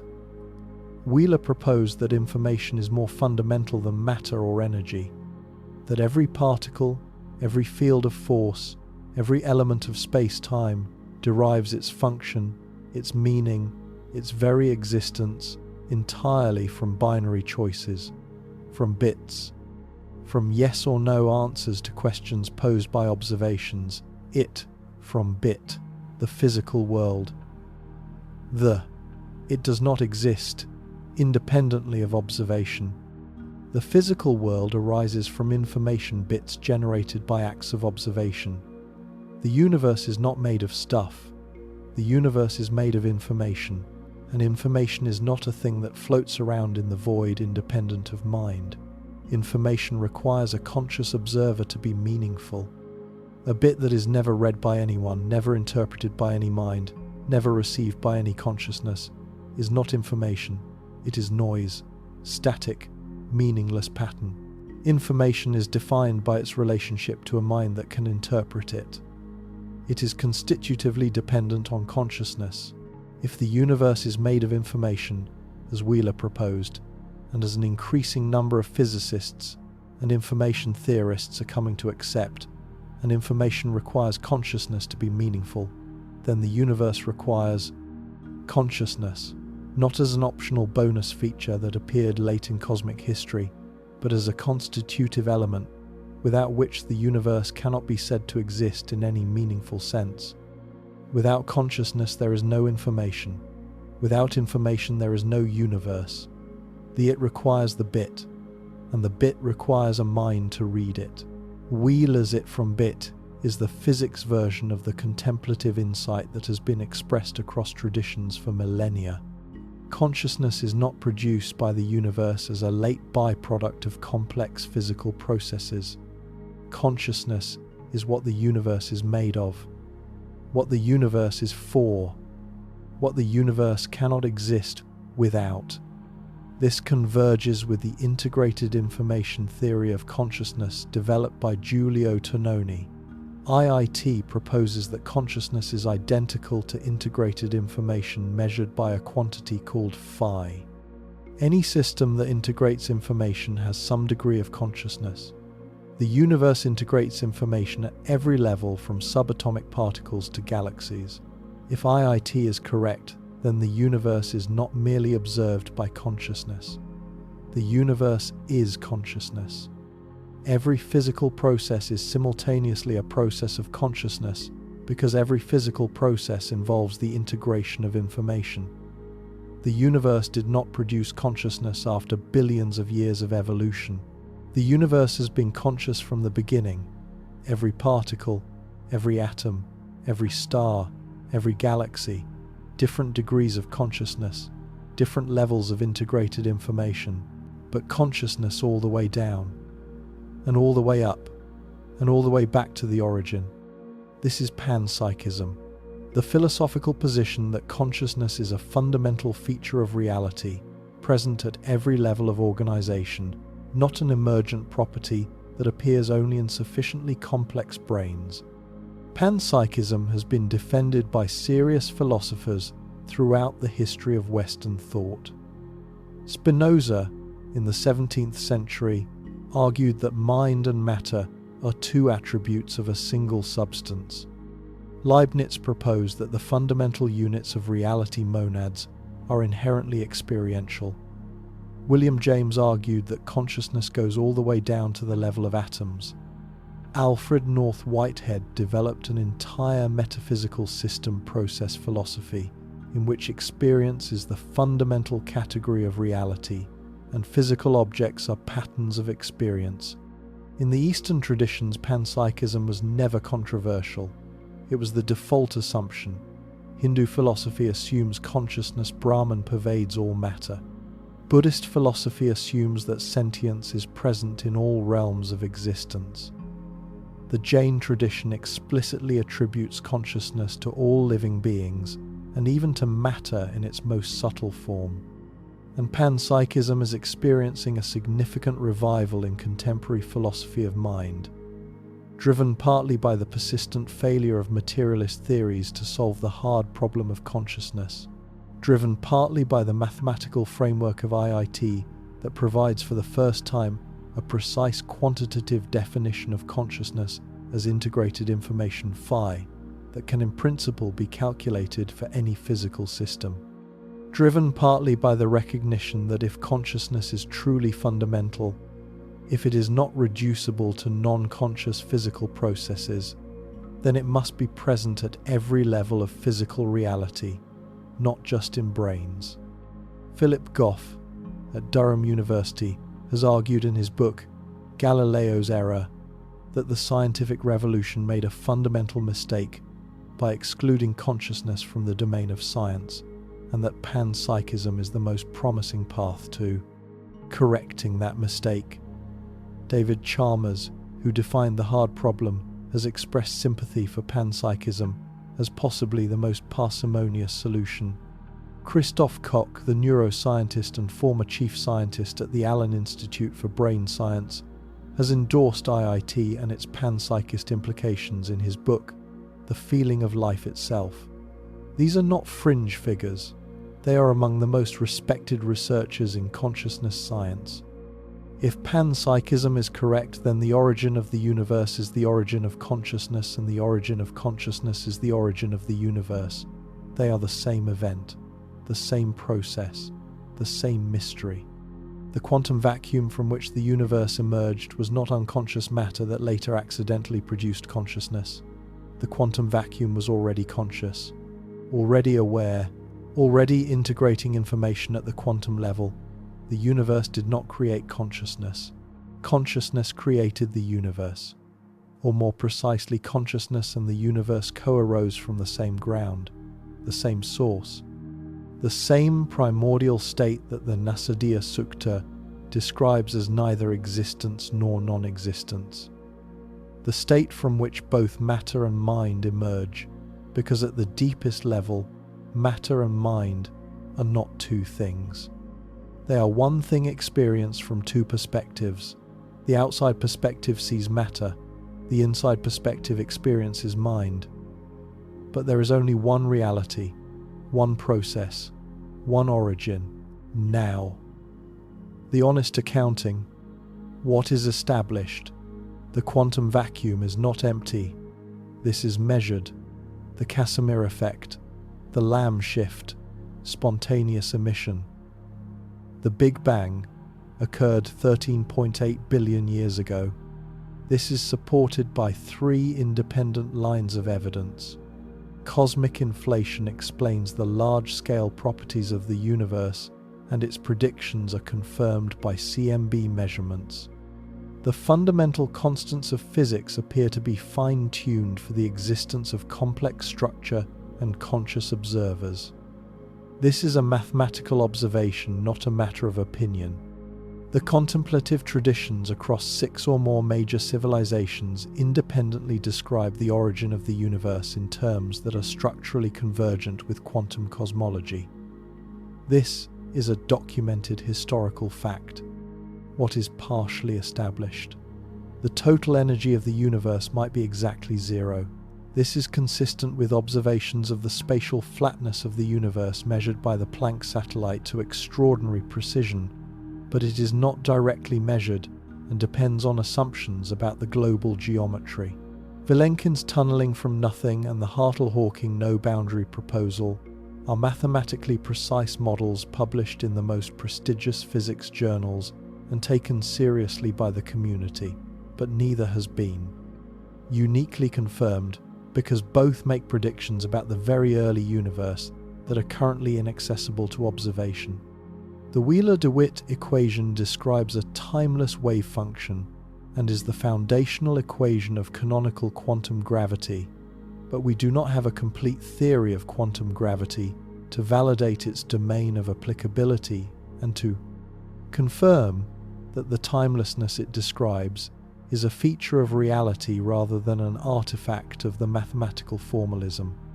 The measurement problem of quantum mechanics is real and unsolved after nearly a century of effort, but the specific role of consciousness in wave function collapse remains debated, with interpretations ranging from consciousness causes collapse to many worlds in which no collapse occurs at all. The fine-tuning of the fundamental constants is a mathematical observation that is not in dispute, but the correct explanation for the fine-tuning design, multiverse, or necessity is not yet determined. What is speculative? The claim that the universe requires consciousness to become definite, rather than merely requiring decoherence or some other physical process. The claim that Wheeler's participatory universe is the correct interpretation of quantum cosmology, rather than an evocative but unproven hypothesis. The claim that information is more fundamental than matter and energy, rather than information being an emergent description of underlying physical processes. The claim that panpsychism is true, rather than consciousness being an emergent property of sufficiently complex information processing. The claim that the convergence between physics and the contemplative traditions reflects genuine shared access to the same underlying reality, rather than shared features of human cognition that happen to produce similar descriptions for unrelated reasons. Each of these claims has serious defenders in physics and philosophy. Each has been articulated in peer-reviewed journals and academic monographs. Each is consistent with established physics and does not violate any known law, but none is proven. None represents the consensus view of the scientific community. Each remains a live hypothesis that future evidence and theoretical development may confirm or refute. The gap between established and speculative is real. I have not closed it. I cannot close it. No one can close it with the current state of knowledge. What I have done is show that the gap is narrower than most people assume, that the speculative claims are not wild guesses but serious physical and philosophical proposals that emerge naturally from the established physics, that the convergence between physics and the traditions is not New Age wishful thinking, but a documented pattern that demands scholarly attention, that the question of why there is something rather than nothing is not merely philosophical but physical, and that the answer, whatever it turns out to be, will involve consciousness in a way that most people do not expect. The deepest insight from this entire investigation across all 4 series is this: consciousness is not an afterthought. It is not a late arrival to a universe that existed for billions of years without it. Consciousness is woven into the fabric of reality at the deepest level. The measurement problem says consciousness is involved in the actualization of physical events. The fine-tuning problem says the universe is calibrated for the existence of consciousness. The Wheeler-DeWitt equation says the universe is fundamentally timeless, and time emerges through observation. The contemplative traditions say consciousness is the ground of reality, not its product. Each of these individually is remarkable. Together they form a pattern that is difficult to dismiss. A pattern that says the universe and consciousness are not separate things that happen to coexist. They are aspects of the same thing. 2 faces of one reality. The outside face is physics. The inside face is awareness. And neither face exists without the other. Why is there something rather than nothing? Because nothing is impossible. The quantum vacuum forbids it. The uncertainty principle guarantees that the void will fluctuate, that virtual particles will appear, that energy will emerge from emptiness. Nothing is the most unstable state in physics. Nothing cannot remain nothing. Nothing must become something. The laws of quantum mechanics require it. But why these laws? Why this universe? Why these constants? Why consciousness? Here is where physics reaches its limit, and the contemplative traditions continue. Physics can describe how the universe emerged from the quantum vacuum. Physics cannot explain why there is a quantum vacuum, why there are laws, why there is anything at all that obeys laws. The traditions say the answer is consciousness. The answer is awareness.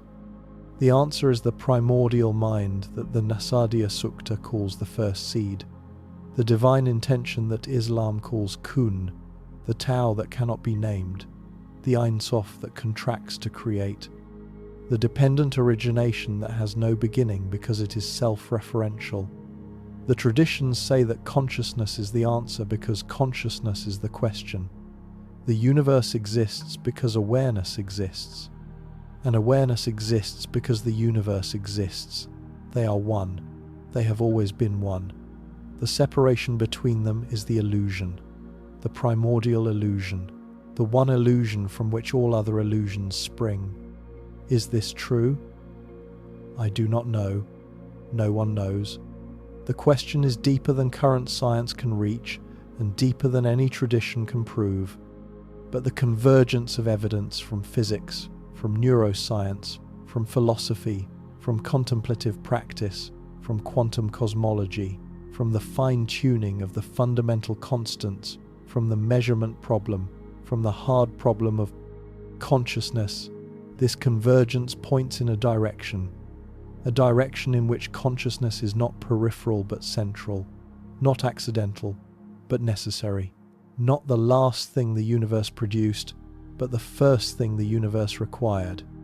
The investigation that began 4 series ago with the question of whether science disproves religion has arrived at a question that neither science nor religion can answer alone. A question that requires both.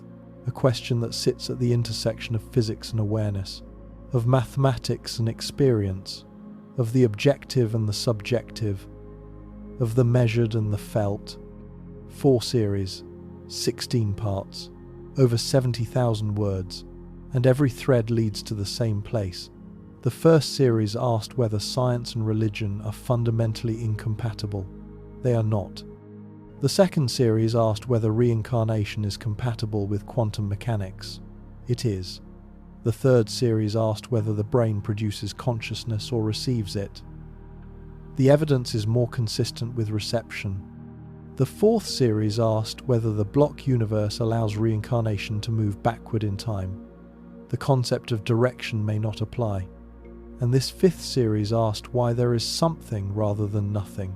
The answer involves consciousness at a level that neither pure science nor pure religion anticipated. Every series, every question, every line of evidence points to the same convergence. Consciousness is not what we thought it was. Time is not what we thought it was. The universe is not what we thought it was.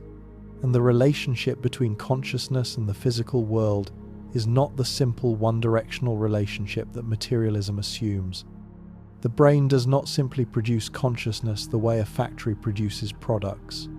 Time does not simply flow from past to future, carrying passive observers along with it.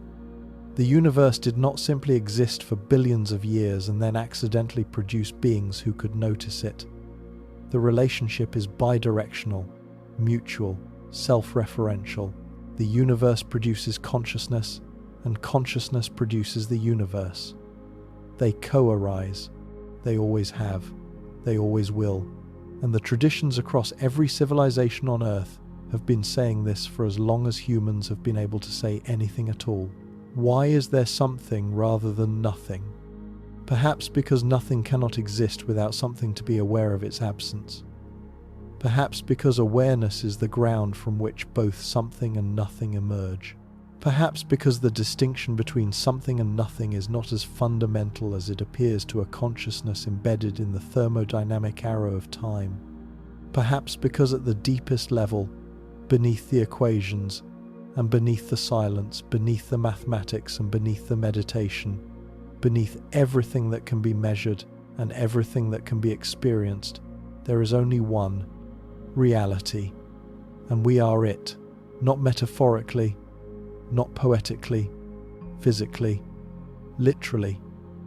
We are the universe, become aware of itself. We are matter that has organized itself to the point where it can ask why it exists. We are the quantum vacuum looking at itself through 16 billion eyes on one small rocky planet, orbiting one ordinary yellow star in one spiral arm of one galaxy among 2 trillion galaxies in the observable universe, asking why we exist, and in the asking discovering something that changes everything, that the asking is the answer, that the consciousness that wonders why there is something rather than nothing is itself the something that nothing became, that you reading these words right now are the universe's answer to its own deepest question, that you are not a small thing lost in a vast indifferent cosmos. You are the cosmos, looking at itself, wondering at itself, aware of itself, creating itself through the act of awareness that you are performing right now. This moment, this awareness, this is the answer. This has always been the answer.